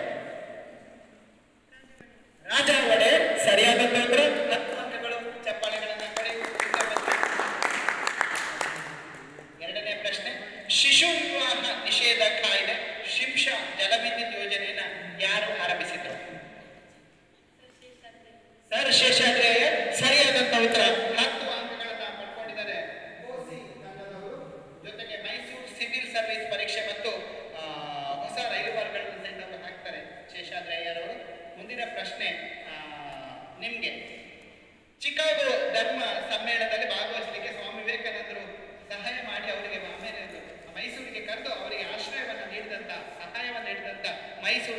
ದೊರೆ ಯಾರು? 10ನೇ ಚಾಮರಾಜೇಂದ್ರ ಒಡೆಯರ್ ಅಂತ ಹೇಳ್ತಿದ್ರೆ ಸರಿಯಾದಂತ ಉತ್ತರ. 10 ಅಂಕಗಳನ್ನ ಪಡ್ಕೊಳ್ತಾ ಇದ್ದೀವಿ. 10 ಅಂಕಗಳು. ಮುಂದಿನ ಪ್ರಶ್ನೆ ಬಾಕ್ರ ತಂಡಕ್ಕೆ. ನಿಮ್ಮ ಪ್ರಶ್ನೆ, ಮೈಸೂರು ಪ್ರಜಾಪ್ರತಿನಿಧಿ ಸಭೆ ಮತ್ತು ಕೋಲಾರ ಚಿನ್ನದ ಗಣಿ ಹಾಗೆ ಬೆಂಗಳೂರು ಮೈಸೂರಿನ ಮಧ್ಯೆ ರೈಲನ್ನು ನಿರ್ಮಾಣ ಮಾಡಿದಂತಹ ದಿವಾನರು ಯಾರು?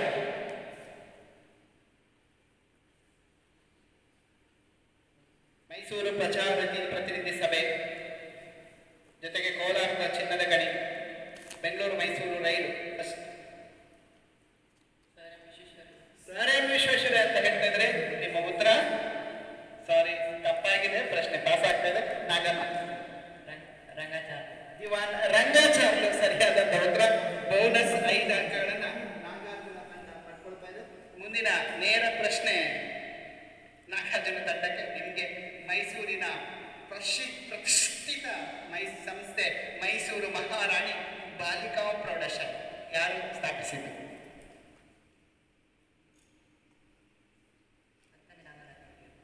10ನೇ ಚಾಮರಾಜ ಒಡೆಯರ್ ಅಂತ ಹೇಳ್ತೀವಿ. ನಿಮ್ಮ ಉತ್ತರ ಸರಿಯಾಗಿದೆ. 10 ಅಂಕಗಳನ್ನ ಪಡ್ಕೊಂಡಿದ್ದೀರಿ ನಾಗಾರ್ಜುನ ತಂಡದವರು. ಮುಂದಿನ ಪ್ರಶ್ನೆ ಕೃಷ್ಣ ತಂಡಕ್ಕೆ. ಬ್ರಿಟಿಷರು ಮಾಹೆಯನ್ನ ವಶಪಡಿಸಿಕೊಂಡ್ರು, ಅದು ಯಾವ ಯುದ್ಧಕ್ಕೆ ಕಾರಣವಾಯಿತು? ಬ್ರಿಟಿಷರು ಮಾಹೆಯನ್ನು ವಶಪಡಿಸಿಕೊಂಡಿದ್ದು ಯಾವ ಯುದ್ಧಕ್ಕೆ ಕಾರಣವಾಯಿತು? 2ನೇ ಆಂಗ್ಲೋ ಮೈಸೂರು ಯುದ್ಧ ಅಂತ ಹೇಳ್ತಾ ಇದೆ. ಹೈದರಾಲಿ ನೇತೃತ್ವದಲ್ಲಿತ್ತು. ಅದರಿಂದ ಹೈದರಾಲಿ ಬರೋದು 1 ಮತ್ತು 2. ಅದರಿಂದ ನಿಮ್ಮ ಉತ್ತರ ಸರಿಯಾಗಿದೆ. 10 ಅಂಕಗಳನ್ನ ನೇರವಾಗಿ ಪಡ್ಕೊಳ್ತಾ ಇದ್ದೀವಿ ಈ ಸುತ್ತಲ್ಲಿ. ನಿಮ್ಮ ಪ್ರಶ್ನೆ, ನಿಮ್ಗೆ ಪ್ರಶ್ನೆ, ಪ್ರೇಕ್ಷಕರಿಗೆ ಪ್ರಶ್ನೆ. 1842ರಲ್ಲಿ ಬ್ರಿಟಿಷರು ಸುರಪುರದ ವೆಂಕಟಪ್ಪ ವಯಸ್ಸು ಚಿಕ್ಕದಾಗಿದ್ದರಿಂದ ಯಾರನ್ನು ಅವರ ಪೊಲಿಟಿಕಲ್ ಏಜೆಂಟ್ ಆಗಿ ನೇಮಿಸಿದ್ರು. ಆ ಮೂಲಕ ಸುರಪುರ ಸಂಸ್ಥಾನವನ್ನು ತಮ್ಮ ಕಂಟ್ರೋಲಲ್ಲಿ ಇಟ್ಕೊಂಡ್ರು. ಪ್ರೇಕ್ಷಕರಿಗೆ ಇದ್ಯಾರು ಹೇಳ್ಬೋದಾ? ಸರಿಯಾದ ಉತ್ತರ ಮೆಡೋಸ್ ಟೇಲರ್ ಅವರನ್ನ ನೇಮಕ ಮಾಡ್ತಾರೆ.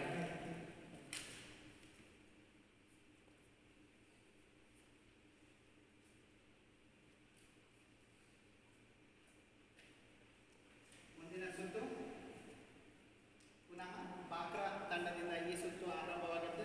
ಈಗ ಬಾಕ್ರ ತಂಡಕ್ಕೆ ಈ ಪ್ರಶ್ನೆ. ಇನ್ನು ಕೇವಲ 2 ಪಾಸ್ ರೌಂಡನ್ನು ಕೊನೆಗಿಡುವ. ಇದು 1 ಪಾಸ್ ರೌಂಡ್ ಮಾಡಿ ಆಮೇಲೆ ಪಟಾಪಟ್ ಸುತ್ತು ಮಾಡಿ ಆಮೇಲೆ ಕೊನೆ 2 ರೌಂಡ್ ಮಾಡುವ. ನಿಮ್ಮ ಪ್ರಶ್ನೆ ಬಾಕ್ರ ತಂಡಕ್ಕೆ. ಮುಂದಿನ ಪ್ರಶ್ನೆ, ಡಾಕ್ಟರ್ MS ಸ್ವಾಮಿನಾಥನ್ ಅವರಿಗೆ 2024ರಲ್ಲಿ ಭಾರತ ರತ್ನ ಪ್ರಶಸ್ತಿಯನ್ನು ಏಕೆ ನೀಡಲಾಗಿದೆ?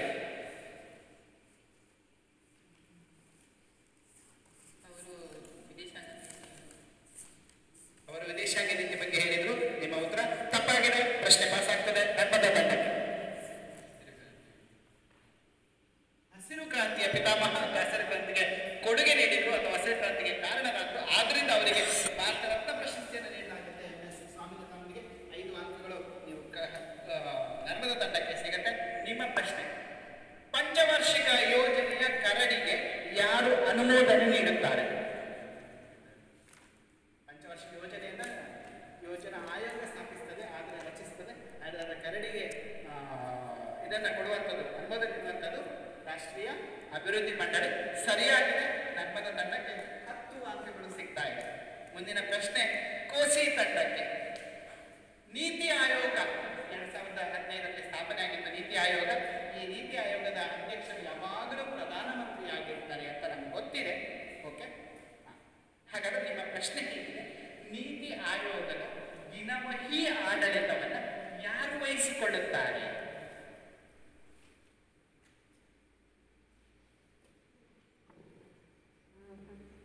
ರಾಜ್ಯಪಾಲರು ಅಂತ ಹೇಳ್ತಾ ಇದ್ರೆ ನಿಮ್ಮ ಉತ್ತರ ತಪ್ಪಾಗಿದೆ. ಪ್ರಶ್ನೆ ಪಾಸ್ ಆಗಿದೆ. ಉಪಾಧ್ಯಕ್ಷರು ಅಂತ ಹೇಳ್ತಿದ್ರೆ ಅಧ್ಯಕ್ಷರು ಪ್ರಧಾನಮಂತ್ರಿ ಆಗಿರ್ತಾರೆ, ಉಪಾಧ್ಯಕ್ಷರು ದಿನವಹಿ ಆಡಳಿತವನ್ನು ನೋಡಿಕೊಳ್ತಾರೆ ಅಂತ ತುಂಗಭದ್ರ ತಂಡದವರು ಹೇಳ್ತಾ ಇದ್ದೀರಿ. ನೀವು ಕೊಟ್ಟ ಉತ್ತರ ಸರಿಯಾಗಿದೆ. ಬೋನಸ್ 5 ಅಂಕಗಳ ತುಂಗಭದ್ರ ಪ್ರಧಾನಮಂತ್ರಿ ತುಂಬ ಬಿಸಿ ಇರೋದ್ರಿಂದ ಅವರ ನೋಡ್ಕೊಳ್ಳಿಕ್ಕೆ ಆಗೋದಿಲ್ಲ. ಹಾಗಾಗಿ ಉಪಾಧ್ಯಕ್ಷರು ದಿನವಹಿ ಆಡಳಿತವನ್ನ ನೋಡಿಕೊಳ್ತಾರೆ. ನಿಮ್ಮ ನೇರ ಪ್ರಶ್ನೆ, ತುಂಗಭದ್ರ ತಂಡಕ್ಕೆ ನೇರ ಪ್ರಶ್ನೆ. ಭಾರತಕ್ಕೆ ಜಲಮಾರ್ಗವನ್ನು ಕಂಡುಹಿಡಿದಂತಹ 1498ರಲ್ಲಿ ವಾಸ್ಕೋ ಡ ಗಾಮ ಪೋರ್ಚುಗಲ್ನ ಲಿಸ್ಬನ್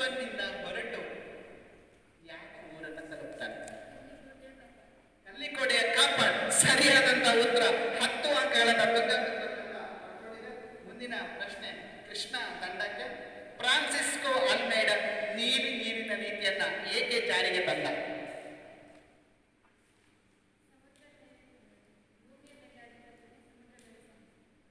ಭೂಮಿಯ ಮೇಲಿನ ಆಧಿಪತ್ಯವನ್ನು ಸಮುದ್ರದ ಮೇಲೆ ಭೂಮಿಯ ಮೇಲೆ ಆಧಿಪತ್ಯಕ್ಕೆ ಬದಲು ಸಮುದ್ರದ ಮೇಲಿನ ಆಧಿಪತ್ಯವನ್ನು ಸಾಧಿಸೋಕ್ಕೋಸ್ಕರ ಇವರು ಇದನ್ನ ಸ್ಥಾಪಿಸಿದ್ರು. ಅದರಿಂದ ನಿಮ್ಮ ಉತ್ತರ ಸರಿಯಾಗಿದೆ. ನೇರ ಪ್ರಶ್ನೆಗೆ ನೇರ ಉತ್ತರ 10 ಅಂಕಗಳು. ಮುಂದಿನ ಪ್ರಶ್ನೆ ನಾಗಾರ್ಜುನ ತಂಡಕ್ಕೆ ನಿಮ್ಮ ಪ್ರಶ್ನೆ. 1948ರಲ್ಲಿ ಮುಲ್ರಾಜ್ ಮತ್ತು ಚಟ್ಟಾರ್ ಸಿಂಗ್ ಅಟಾರಿಗಳ ನೇತೃತ್ವದಲ್ಲಿ ಸಿಖ್ಖರು ಬ್ರಿಟಿಷರ ವಿರುದ್ಧ ಬಂಡಾಯವೇಳಲು ಕಾರಣವೇನು?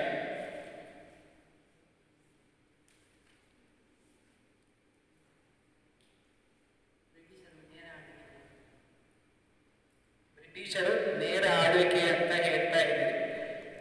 ರಣಜಿತ್ ಸಿಂಗ್ ಮತ್ತು ಬ್ರಿಟಿಷರ ನಡುವೆ ನಿರಂತರ ಮೈತ್ರಿ ಒಪ್ಪಂದ ಆಗಿತ್ತು. ಅದನ್ನು ಉಲ್ಲಂಘಿಸಿ ಬ್ರಿಟಿಷರು ಪಂಜಾಬನ್ನು ಆಕ್ರಮಿಸಲು ಸಂಚು ಹೂಡಿದಾಗ ಬ್ರಿಟಿಷರಿಗೂ ಸಿಖ್ಖರಿಗೂ ಯುದ್ಧವಾಗಿತ್ತು. ಅದು 1845ರಲ್ಲಿ.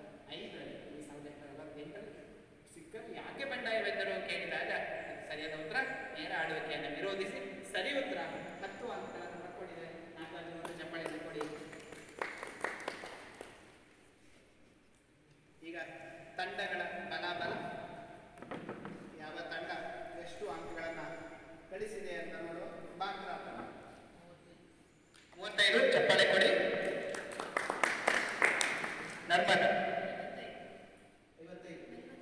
45 ತಂಡಗಳನ್ನು ಪಡೆದುಕೊಂಡಿದೆ. ಈಗ ಬಾಗ್ರಾ ತಂಡಕ್ಕಿಂತ ನರ್ಮದ ತಂಡ ಮುಂದೆ ಹೋಗಿದೆ. ಕೋಸಿ 25 ತಂಡ 25 ಅಂಕಗಳು. ತುಂಗಭದ್ರಾ ತಂಡ 40 ಅಂಕಗಳು. ಕೃಷ್ಣ ತಂಡ 40 ಅಂಕಗಳು. ನಾಗಾರ್ಜುನ ತಂಡ ಫಿನಿಕ್ಸ್ ಅಂತ ಮೇಲ್ ಬಂದಿದೆ, 60 ಅಂಕಗಳನ್ನ ಗಳಿಸಿಕೊಂಡಿದೆ. ಈಗ ಮುಂದೆ ಬರುವಂತಹ ಸುತ್ತುಗಳು ಇನ್ನು 3 ಸುತ್ತುಗಳು. ಇನ್ನು ಒಂದು ತಂಡ, ಪ್ರತಿಯೊಂದು ತಂಡ 120 ಅಂಕಗಳನ್ನು ಗಳಿಸುವಂತ ಒಂದು ಅವಕಾಶ ಇದೆ. ನೋಡುವ ಯಾವ ತಂಡ ಎಷ್ಟು ಅಂಕಗಳು ಗಳಿಸಿದೆ, ಯಾರು ಬಹುಮಾನದ ವೇದಿಕೆಯಲ್ಲಿ ನಾಳೆ ಬಹುಮಾನವನ್ನು ಇದೇ ಸ್ಥಳದಲ್ಲಿ ಇದೇ ಹೊತ್ತಿಗೆ ನಡೆಯುವಂತಹ ರಾಷ್ಟ್ರೀಯ ಮತದಾರರ ದಿನಾಚರಣೆಯಲ್ಲಿ ಯಾರು ಬಹುಮಾನವನ್ನು ಗಳಿಸ್ತಾರೆ ಅನ್ನೋದನ್ನ ನಾವು ನೋಡುವ. ಈಗ ವೇಗವಾಗಿ ಉತ್ತರವನ್ನು ಹೇಳುವಂತಹ ಪಟಾಪಟ್ ಸುತ್ತಿಗೆ ನಾವು ಬರ್ತಾ ಇದ್ದೇವೆ. ಪಟಾಪಟ್ ಸುತ್ತು. ಈ ಸುತ್ತಿನ ಪ್ರಶ್ನೆ ಯಥಾ ಪ್ರಕಾರ 1ನೇ ತಂಡ ಬಾಗ್ರಾ ತಂಡದಿಂದ ಆರಂಭವಾಗ್ತಾ ಇದೆ. ಪಟಾಪಟ್ ಸುತ್ತು. ಈ ಸುತ್ತಿನ ಹೆಸರು ಪಟಾಪಟ್ ಸುತ್ತು. ಇಲ್ಲಿ ಒಂದು ತಂಡಕ್ಕೆ ನಾನು 10 ಪ್ರಶ್ನೆಗಳನ್ನು ಹೇಳ್ತೇನೆ. ಯೋಚನೆ ಮಾಡ್ಲಿಕ್ಕೆ ಸಮಯ ಕೊಡುವುದಿಲ್ಲ. ಅಷ್ಟರೊಳಗೆ ನೀವು ಉತ್ತರವನ್ನು ಕೊಡಬೇಕು. ಅಷ್ಟರೊಳಗೆ ಉತ್ತರ ಕೊಟ್ಟರೆ ನಿಮಗೆ ಆ ಉತ್ತರಕ್ಕೆ ಎಷ್ಟು ಆಗುತ್ತೆ ಅಷ್ಟು ಅಂಕಗಳನ್ನು ಕೊಡಲಾಗ್ತದೆ. ಸರಿಯಾ? ಹಾಗಾದ್ರೆ ಪಟಾಪಟ್ ಪ್ರಶ್ನೆ 1ನೇ ತಂಡಕ್ಕೆ 1ನೇ ಪ್ರಶ್ನೆ. ಏನು ಪ್ರಶ್ನೆ ಇದೆಯೋ ನನಗೆ ಗೊತ್ತಿಲ್ಲ, ಈಗ ನೋಡ್ತಾರೆ. ಈಗ ಕೇಳ್ತಾರೆ. ನಿಮ್ಮ ಪ್ರಶ್ನೆಗಳು ಹೀಗಿದೆ. ಎಷ್ಟು ಪ್ರಶ್ನೆ ಸರಿ ಹೇಳಿದ್ರು ನಾನು ಸರಿ ಅಂತೇಳಿ ಲೆಕ್ಕ ಮಾಡಿ, ಆಯ್ತಾ? ನಿಮ್ಮ ಪ್ರಶ್ನೆ, ಭಾರತದ ಮೊದಲ ರಾಷ್ಟ್ರೀಯ ಉದ್ಯಾನವನ ಯಾವುದು? ಸರಿಯಾಗಿದೆ. ಕರ್ನಾಟಕ ಲೋಕಸೇವಾ ಆಯೋಗದ ರಚನೆಯ ಬಗ್ಗೆ ಹೇಳುವ ವಿಧಿ ಯಾವುದು? 110. ಸರಿ ಉತ್ತರ. ಭಾರತದಲ್ಲಿ ಪೋರ್ಚುಗೀಸರ ನಿಜವಾದ ಸ್ಥಾಪಕ ಎಂದು ಯಾರನ್ನು ಕರೆಯುತ್ತಾರೆ? Alfonso D Albuquerque. ಸರಿ ಉತ್ತರ. ಯಾವ ಒಪ್ಪಂದದ ಪ್ರಕಾರ ಪೇಶ್ವೆ 2ನೇ ಬಾಜಿರಾಯ ಸಹಾಯಕ ಸೈನ್ಯ ಪದ್ಧತಿ ಸ್ವೀಕರಿಸಿದ? ಸರಿ ಉತ್ತರ. 3ನೇ ಕರ್ನಾಟಕ ಯುದ್ಧ ಯಾವ ಒಪ್ಪಂದದೊಂದಿಗೆ ಕೊನೆಗೊಂಡಿತು? ಸರಿ ಉತ್ತರ. ಸಂವಾದ ಕೌಮುದಿ ಪತ್ರಿಕೆಯನ್ನು ಯಾರು ಆರಂಭಿಸಿದರು? ರಾಜಾರಾಮ. ಸರಿ ಉತ್ತರ. ಭಾರತದ ಅತ್ಯಂತ ಉದ್ದವಾದ ಅಣೆಕಟ್ಟು ಯಾವುದು? ಸರಿ ಉತ್ತರ. ಪಂಪಾ ಸಾಗರ ಎಂದು ಯಾವ ಅಣೆಕಟ್ಟಿನ ಜಲಾಶಯವನ್ನು ಕರೆಯುತ್ತಾರೆ? ಬಾಗ್ರಾ. ತಪ್ಪು. ಗ್ರಾಹಕರ ಹಕ್ಕುಗಳ ದಿನಾಚರಣೆಯನ್ನು ಎಂದು ಆಚರಿಸುತ್ತೇವೆ? ಜನಮಂದೆ ಎಂದು. ಒಟ್ಟು 10 ಪ್ರಶ್ನೆಗಳು, 7 ಪ್ರಶ್ನೆಗಳನ್ನ ಸರಿಯಾಗಿ ಉತ್ತರಿಸಿದ್ದೀರಿ. ಪಂಪಾ ಸಾಗರ ಎಂದು ತುಂಗಭದ್ರಾ ಅಣೆಕಟ್ಟು ಅದು ತಪ್ಪಾಗಿದೆ. ಗ್ರಾಹಕರ ಹಕ್ಕುಗಳ ದಿನಾಚರಣೆ ಮಾರ್ಚ್ 15. ಜನಮಂದೆ ಎಂದರೆ ಅನಿಶ್ಚಿತವಾಗಿ ಒಂದು ಆಸಕ್ತಿ ಸುತ್ತ ನೆರೆದಿರುವ ತಾತ್ಕಾಲಿಕ ಜನಸಮೂಹಕ್ಕೆ ಕರೀತೇವೆ. 70 ಅಂಕಗಳನ್ನು ಪಡ್ಕೊಂಡಿದ್ದೀರಿ. 50, 60, 70. ಮುಂದಿನ ಪ್ರಶ್ನೆ ನರ್ಮದ ತಂಡಕ್ಕೆ. ನಿಮ್ಮ ಪ್ರಶ್ನೆ ಆರಂಭ. ಪಟಾಪಟ ಹೇಳಬೇಕು, ಯೋಚನೆ ಮಾಡಲಿಕ್ಕಿಲ್ಲ.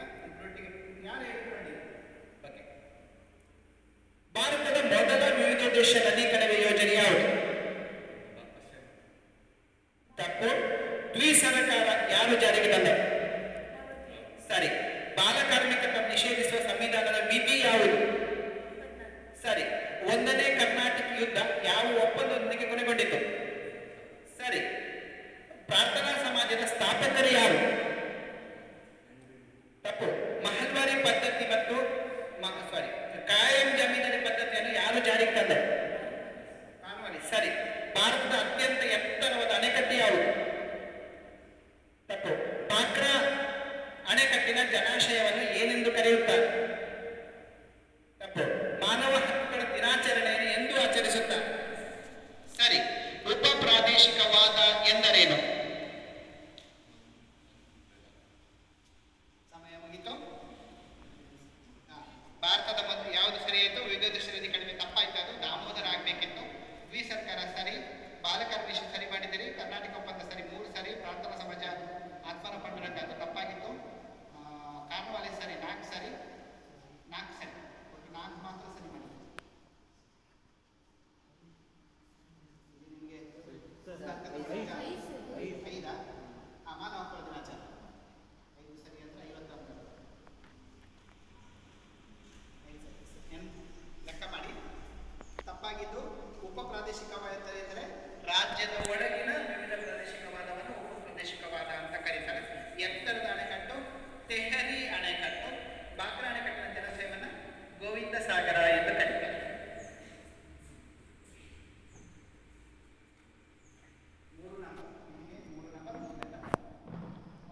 ನಿಮ್ಮ ಪ್ರಶ್ನೆ ಸ್ಟಾರ್ಟ್ ಆಗ್ತಾ ಇಲ್ಲ. ಕೋಸಿ ಭಾರತದಲ್ಲಿ ಅತಿ ಹೆಚ್ಚು ಅರಣ್ಯಗಳು ಇರುವ ಪ್ರದೇಶ ರಾಜ್ಯ ಯಾವುದು? ಮಧ್ಯಪ್ರದೇಶ. ಸರಿ ಉತ್ತರ. ಸಾರ್ವಜನಿಕ ಆಡಳಿತ ಪಿತಾಮಹ ಎಂದು ಯಾರನ್ನ ಕರೀತಾರೆ? Woodrow Wilson. ಸರಿ ಉತ್ತರ. ಏಕರೂಪದ ನಾಗರಿಕ ವ್ಯವಸ್ಥೆ ಜಾರಿಗೆ ತಂದಂತಹ ತಿದ್ದುಪಡಿ ಯಾವುದು? 315. ತಪ್ಪು ಉತ್ತರ. ಅಭಿನವ ಕಾಳಿದಾಸ ಎಂದು ಯಾರನ್ನ ಕರೀತಾರೆ? ತಪ್ಪು. ಸತ್ಯಶೋಧಕ ಸಮಾಜದ ಸ್ಥಾಪಕರು ಯಾರು? ಜ್ಯೋತಿ ಗೋಖಲೆ. ಸರಿ. ಬಿಹಾರದ ಕಣ್ಣೀರಿನ ನದಿ ಯಾವುದು? ಕೋಸಿ. ಸರಿ. ಭಾರತದ ಪ್ರಾದೇಶಿಕ ಸ್ವಾತಂತ್ರ್ಯ GPS ವ್ಯವಸ್ಥೆಯನ್ನು ಹೊಂದಿರುವಂತಹ ಉಪಗ್ರಹಕ್ಕೆ ಏನೆಂದು ಹೆಸರು? ನಾವಿಕ. ಸರಿ. ಮೊದಲು ನೀವು ಹೇಳಿದ್ರೆ ಅದು ಸರಿ ಆಯ್ತು. ಸಾಂದ್ರ ಬೇಸಾಯ ಎಂದರೇನು? 1, 2, 3 ಬೆಳೆ. ಓಕೆ, ಸರಿ ಅಂತ ಕಲಿಟ್ ಮಾಡುವ. ಮಹಿಳಾ ಸಹಾಯವಾಣಿ ಸಂಖ್ಯೆ ಎಷ್ಟು? 10, 9, 1. ಸರಿ ಉತ್ತರ. ನೀವು ತಪ್ಪಾಗಿದ್ದು ಯಾವುದು ಅಂತ ಹೇಳಿದ್ರೆ ಏಕರೂಪದ ನಾಗರಿಕ ವ್ಯವಸ್ಥೆ ಜಾರಿಗೆ ತಂದಿದ್ದು 73ನೇ ವಿಧಿ. ಆ ನಂತರ ಎಷ್ಟು ಪ್ರಶ್ನೆ ಆಯ್ತು ನಿಮ್ಗೆ? 9 ಆಯ್ತಲ್ಲ? ಪ್ರಶ್ನೆ 9 ಆಯ್ತು. ಆಮೇಲೆ ಅಭಿನವ್ ಕಾಳಿದಾಸ ಕೇಳಿದಲ್ಲ, ಹೊಸ ಪ್ರಶಸ್ತಿ 2 ತಪ್ಪಾಯಿತು. ಆಮೇಲೆ ಸಾಂದ್ರ ಬೇಸಾಯ ಸರಿ ಆಯಿತು. 2 ತಪ್ಪು, 7 ಸರಿ. 9 ಪ್ರಶ್ನೆ ಆಯಿತು. 1 ಪ್ರಶ್ನೆ ಬಾಕಿ ಉಳಿತು. 3ನೇ ಆಂಗ್ಲೋ ಮೈಸೂರು ಯುದ್ಧ ಯಾವ ಒಪ್ಪಂದದಲ್ಲಿ ಕೊನೆಗೊಂಡಿತು?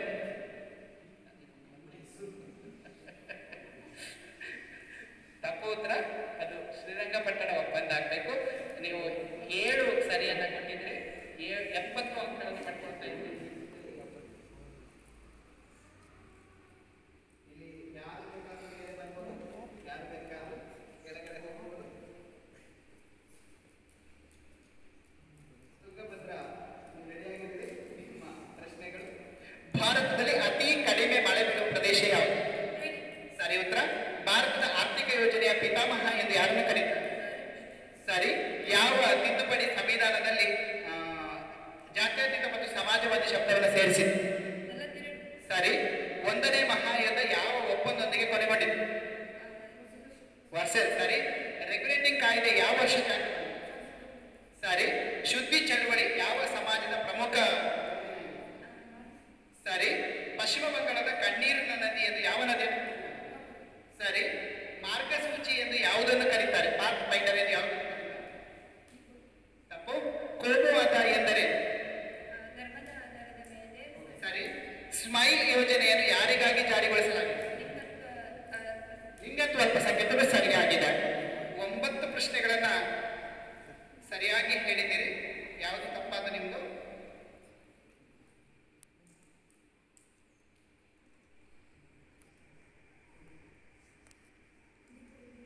ಮಾರ್ಗಸೂಚಿ ಎಂದು GPS ಅನ್ನು ಕರೀತಾರೆ. GPS ಅನ್ನು ಕರೀತಾರೆ. ನೀವು ದಿಗ್ಬಾಯ್ ಅಂತ ಹೇಳಿದ್ದೀರಿ. ಇದು ನಿಮಗೆ ಒಪ್ಪಂದ ಆಯ್ತಾ? ಒಪ್ಪಂದ ಆಯ್ತಾ? ಒಟ್ಟು 9 ಸರಿ ಉತ್ತರಗಳನ್ನು ಕೊಟ್ಟಿದ್ದೀರಿ. 950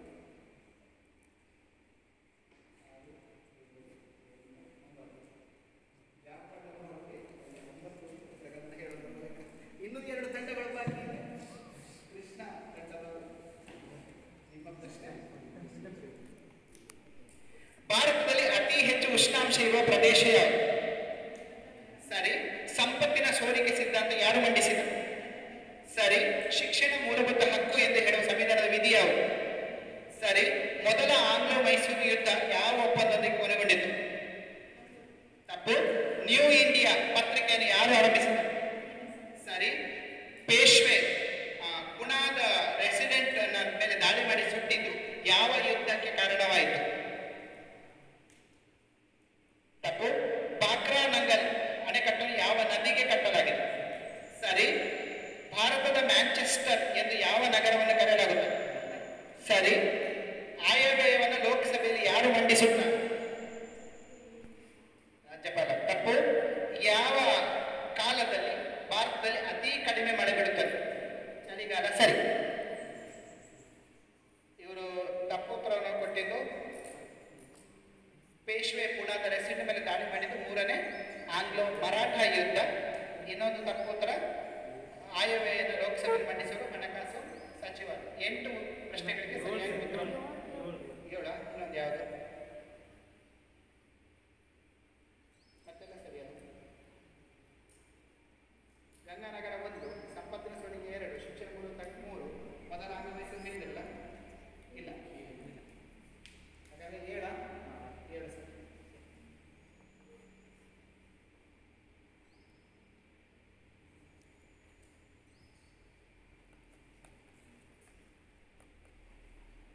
ನಾಗಾರ್ಜುನ ತಂಡದ ಪ್ರಶ್ನೆಗಳು ಹೀಗಿದೆ. ನಿಮ್ಮ ಪ್ರಶ್ನೆ: ಭಾರತದಲ್ಲಿ ಅತಿ ಹೆಚ್ಚು ಮಳೆ ಬೀಳುವ ಪ್ರದೇಶ ಯಾವುದು? ಸರಿ. ಹಸಿರು ಕ್ರಾಂತಿಯ ಪಿತಾಮಹ ಯಾರು? ಎಂ.ಎಸ್. ಸ್ವಾಮಿನಾಥನ್. ಸರಿ. ಅಸ್ಪೃಶ್ಯತೆ ನಿಷೇಧಿಸುವ ಸಂವಿಧಾನದ ವಿಧಿ ಯಾವುದು? ಸರಿ. ಭಾರತದಲ್ಲಿ ಫ್ರೆಂಚರ ರಾಜಧಾನಿ ಯಾವುದು? ಸರಿ. 1ನೇ ಆಂಗ್ಲೋ ಮರಾಠ ಯುದ್ಧ ಯಾವ ಒಪ್ಪಂದದಲ್ಲಿ ಕೊನೆಗೊಂಡಿತು? ಸಮಯ ಸ್ವಲ್ಪ ತಡ ಆಗಿದ್ರಿಂದ ಉತ್ತರ ಅಂತ ಪರಿಗಣಿಸುವುದಿಲ್ಲ. ವೈಕಂ ಸತ್ಯಾಗ್ರಹವನ್ನು ಯಾರು ಮಾಡಿದರು? ಪಾಸ್. ಒರಿಸ್ಸಾದ ಕಣ್ಣೀರಿನ ನದಿ ಯಾವುದು? ಗೊತ್ತಿಲ್ಲ. ಭಾರತದ ಮೊದಲ ಕಬ್ಬಿಣ ಕಾರ್ಖಾನೆ ಎಲ್ಲಿ ಆರಂಭವಾಯಿತು? ಸರಿ. ಪ್ರಾದೇಶಿಕವಾದ ಎಂದರೇನು? ದಕ್ಷಿಣ ಭಾರತದ ಅತ್ಯುನ್ನತ ಪ್ರದೇಶ ಯಾವುದು? ಶಿಖರ ಯಾವುದು? ಮುಡಿ. ಸರಿಯಾದಂತಹ ಉತ್ತರ. ಅಲ್ಲಿ ಪ್ರಾದೇಶಿಕವಾದ ಎಂದರೆ ತನ್ನ ಪ್ರದೇಶವನ್ನ ಪ್ರೀತಿಸಿ ಅದನ್ನು ಮಾತ್ರ ಅಭಿಮಾನ ಹೊಂದಿ ಅದರ ಬಗ್ಗೆ ನಿಷ್ಠೆ ಹೊಂದೋದನ್ನು ಪ್ರಾದೇಶಿಕವಾದ ಎಂದು ಕರೆಯುತ್ತೇವೆ. ಅದು ತಪ್ಪು. ಒರಿಸ್ಸಾದ ಕಣ್ಣೀರಿನ ನದಿ ಮಹಾನದಿ, ಅದು ತಪ್ಪು. 2 ತಪ್ಪು. ಆಮೇಲೆ ವೈಕಂ ಸತ್ಯಾಗ್ರಹ ಹೇಳಿದ್ದಾರೆ ಇಲ್ಲ. ನಾರಾಯಣ ಗುರುಗಳು 3 ಪ್ರಶ್ನೆಗಳಿಗೆ ತಪ್ಪು ಉತ್ತರ ಅಂತ ಪರಿಗಣಿಸ್ತೇವೆ. 7 ಸರಿಯಾದಂತಹ ಉತ್ತರ. ಸರಿ ಅಲ್ವಾ? ಇನ್ನೊಂದು ಹೇಳಿದ್ರು ತಡ ಹೇಳಿದ್ರಲ್ಲ, ತಡ ಬೇಡ.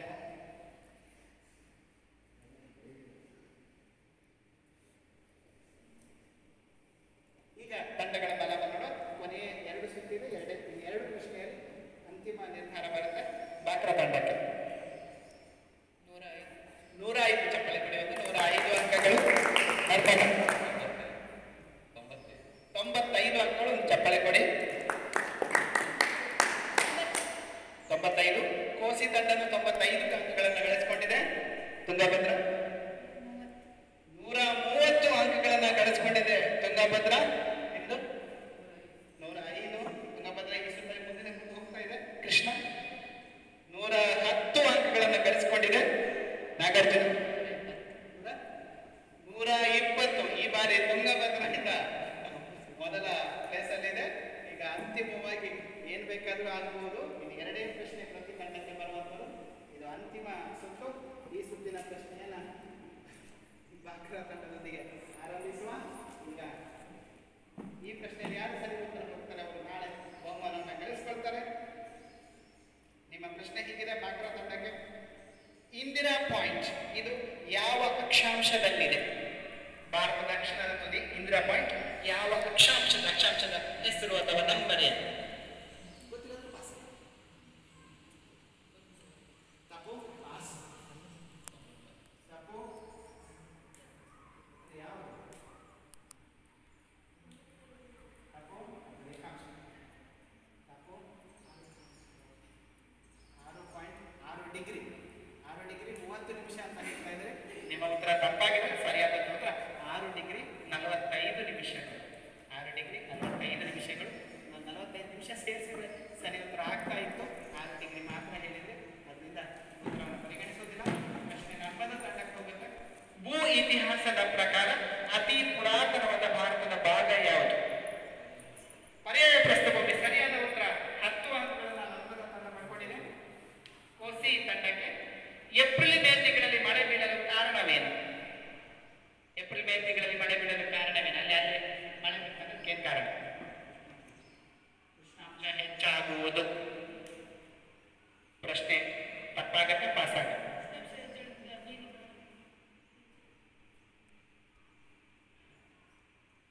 ಅದು ಟೆಕ್ಸ್ಟ್ ಬುಕ್ ಪ್ರಕಾರ ನನಗೆ 2 ಶಬ್ದ ಬೇಕು. ಕೃಷ್ಣ ತಂಡ ಭೂಮಿ ಮತ್ತು ಸಮುದ್ರದ ನಡುವಿನ ಉಷ್ಣಾಂಶ ತಪ್ಪು.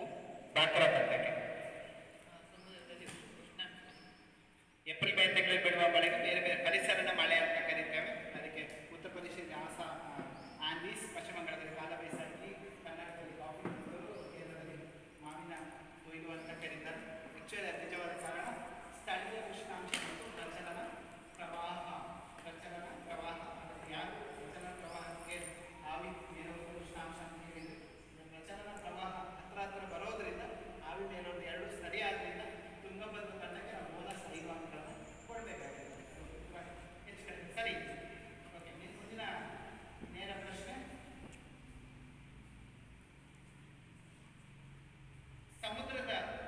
ಸಮುದ್ರದ ಉಪ್ಪು ನೀರಿನಿಂದಾಗಿರುವಂತಹ ಸರೋವರಕ್ಕೆ ನಾವು ಲಘೂನ್ಗಳು ಅಂತ ಕರೀತೇವೆ.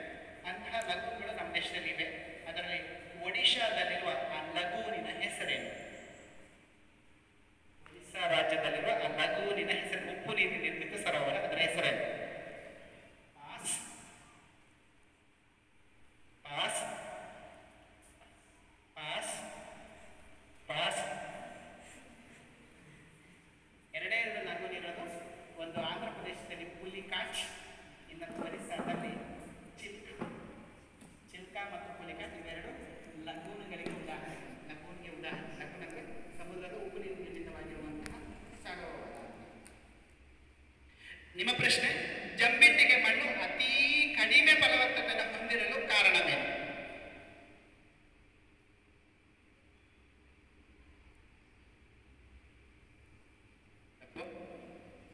ಮಳೆಗಾಲದಲ್ಲಿ ಮೆದುವಾಗಿ ಮತ್ತು ಬೇಸಿಗೆಗಾಲದಲ್ಲಿ ತಪ್ಪು. ಈಗ ಮಳೆ ಬಂದಾಗ ಲವಣಾಂಶ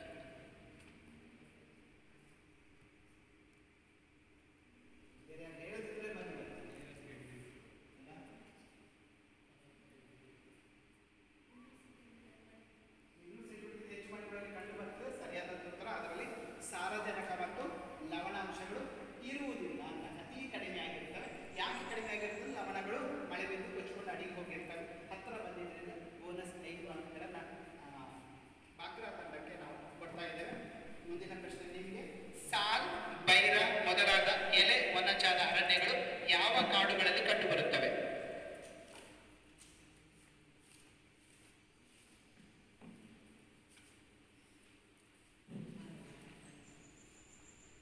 ಹಿಮಾಲಯದ ಆಲ್ಪೈನ್ ಕಾಡುಗಳು. ಅವ್ರು ಹೇಳಿದ ಉತ್ತರ ನೀವು ಸರಿ ಅಂತೇಳಿ ಅವ್ರು ಹೇಳಿದ ಉತ್ತರವನ್ನು ತಗೊಂಡಿದ್ವಿ. ನಿಮ್ಮ ಅಂಕಗಳನ್ನು ಸಮಬಲ ಮಾಡುವಂತಹ ಪ್ರಶ್ನೆ ಇದು. ನೀವು ಕೊಟ್ಟಂತ ಉತ್ತರ ಸರಿಯಾಗಿದೆ. 10 ಅಂಕಗಳನ್ನು ಪಡ್ಕೊಂಡಿದ್ವಿ. ಎಲೆ ವನಜಾಲ ಅರಣ್ಯಗಳು ಎಲ್ಲಿ ಕಂಡುಬರ್ತವೆ? ಹಿಮಾಲಯದ ಆಲ್ಪೈನ್ ಕಾಡುಗಳಲ್ಲಿ ಕಂಡುಬರ್ತವೆ. ನಿಮ್ಮ ಪ್ರಶ್ನೆ, ವನ್ಯಜೀವಿ ಧಾಮಗಳನ್ನು ಏಕೆ ನಿರ್ಮಿಸಲಾಗಿದೆ? ಪ್ರೇಕ್ಷಕರ ಪ್ರಶ್ನೆ, ವನ್ಯಜೀವಿ ಧಾಮಗಳನ್ನು ಏಕೆ ನಿರ್ಮಿಸಲಾಗಿದೆ?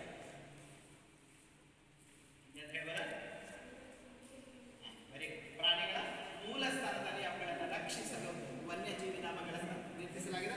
ಈ ಸುತ್ತಿನ ಕೊನೆಯ ಪ್ರಶ್ನೆ. ಈಗ ನಿಮ್ಮನ್ನ ಏನು ಬೇಕಾದ್ರೂ ಮಾಡಬಹುದು. ಯಾರು ವಿಜಯಿಸಲು ಅಂತ ನಿರ್ಧರಿಸಬಹುದು. ಇಲ್ಲಿ ತಯಾರಿಯ ಪ್ರಥಮ ಸ್ಥಾನಕ್ಕೆ 5 ಜಾಸ್ತಿ ಇದೆ. 5 ಅಂಕಗಳ ವ್ಯತ್ಯಾಸ ಇದೆ. ಇನ್ನೂ ಸಮಯ ಇದೆ. ಸುಲಭದ ಪ್ರಶ್ನೆಗೆ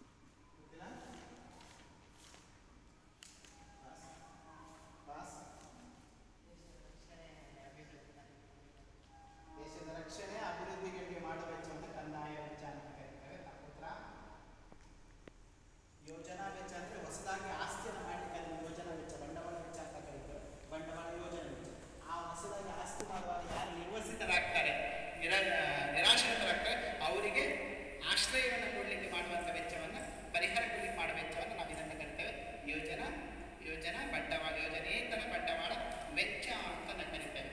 ಮುಂದಿನ ಪ್ರಶ್ನೆ,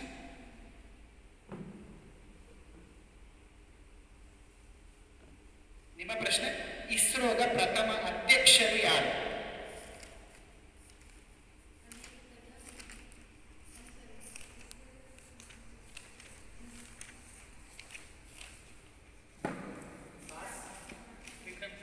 ವಿಕ್ರಮ್ ಸಾರಾಭಾಯಿ. ಸರಿಯಾದಂತ ಉತ್ತರ.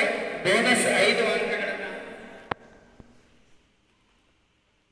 ಬಾಕ್ರಾ ತಂಡ ಪಡ್ಕೊಂಡಿದೆ. ಬೋನಸ್ 5 ಅಂಕಗಳನ್ನು ವಿಕ್ರಮ್ ಸಾರಾಭಾಯಿ ಸರಿಯಾದ ಉತ್ತರ ಅಂತ ಹೇಳೋದ್ರ ಮೂಲಕ. ಓಕೆ, ಕೊನೆಯ ಪ್ರಶ್ನೆ ನಿಮಗೆ. ವಿತ್ತೀಯ ಕೊರತೆ ಎಂದರೆ?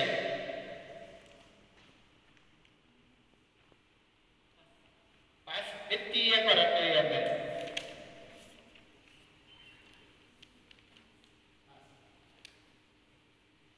ಆಯವ್ಯಯದಲ್ಲಿ ಸರ್ಕಾರದ ಕಂದಾಯ ಆದಾಯ ಮತ್ತು ಸಾಲೇತರ ಬಂಡವಾಳ ಆದಾಯಕ್ಕಿಂತ ಸರ್ಕಾರದ ವೆಚ್ಚ ಹೆಚ್ಚಿದ್ರೆ ಅದನ್ನು ಏನಂತ ಕರೀತಾರೆ? ವಿತ್ತೀಯ ಕೊರತೆ ಎಂದು ಕರೀತಾರೆ. ನಿಮ್ಮ ಅಂಕಗಳನ್ನ ಟೋಟಲ್ ಮಾಡಿ. ಒಂದು ಪ್ರೇಕ್ಷಕ ಪ್ರಶ್ನೆ, ಸುವರ್ಣ ಕ್ರಾಂತಿ ಎಂದು ಯಾವುದರ ಬೆಳವಣಿಗೆ ಅಂತ ಕರೀತಾರೆ? ಪ್ರೇಕ್ಷಕರಿಗೆ ತೋಟಗಾರಿಕೆ ಸರಿಯಾದಂಥದ್ದು. ತೋಟಗಾರಿಕೆಯಾದಂಥ ಅಭಿವೃದ್ಧಿಯನ್ನ ಸುವರ್ಣ ಕ್ರಾಂತಿ ಎಂದು ಕರೀತಾರೆ. ಈಗ ವಿಜೇತರನ್ನ ನಿರ್ಧರಿಸುವ ಸಮಯ. ಬಾಕ್ರಾ ತಂಡದ ಒಟ್ಟು ಅಂಕಗಳು 120. ಒಂದು ಚಪ್ಪಾಳೆ ಕೊಡಿ. 120 ಅಂಕಗಳು. 105 ಅಂಕಗಳು. ಚಪ್ಪಾಳೆ ಕೊಡಿ. 105 ಅಂಕ ಕೋಸಿ 100 ಅಂಕಗಳನ್ನ ಗಳಿಸಿಕೊಂಡಿದ್ದಾರೆ. ಚಪ್ಪಾಳೆ ಕೊಡಿ. ತುಂಗಭದ್ರ 145 ಅಂಕಗಳನ್ನು ಗಳಿಸಿಕೊಂಡಿದ್ದಾರೆ. ಕೃಷ್ಣ 110 ಅಂಕಗಳನ್ನು ಗಳಿಸಿಕೊಂಡಿದ್ದಾರೆ. ನಾಗಾರ್ಜುನ ತಂಡ 130 ಅಂಕಗಳನ್ನ ಗಳಿಸಿಕೊಂಡಿದ್ದಾರೆ. ನಾನು ಹೇಳಿದ್ದೆ ರಸಪ್ರಶ್ನೆ ಅಂತಂದ್ರೆ ಹೇಗೆ ಬೇಕಾದ್ರೂ ಆಗ್ಬೋದು, ಹೇಗೆ ಬೇಕಾದ್ರೂ ಆಗ್ಬೋದು. ಸರಿಯಾಗಿ ಓದಿದ್ರೆ ಮಾತ್ರ. ಇಲ್ಲಿ ಪ್ರಶಸ್ತಿ ನಾವು ನಿರೀಕ್ಷಿತ ಎನಿಸಿದ ಬದಲಾಯಿತು. ಪ್ರಶಸ್ತಿ ಈಗ ಯಾರ ಪರವಾಗಿದೆ? ತುಂಗಭದ್ರ ತಂಡಕ್ಕೆ ಪ್ರಥಮ ಬಹುಮಾನವನ್ನೇ ಅಭಿನಂದನೆಗಳನ್ನು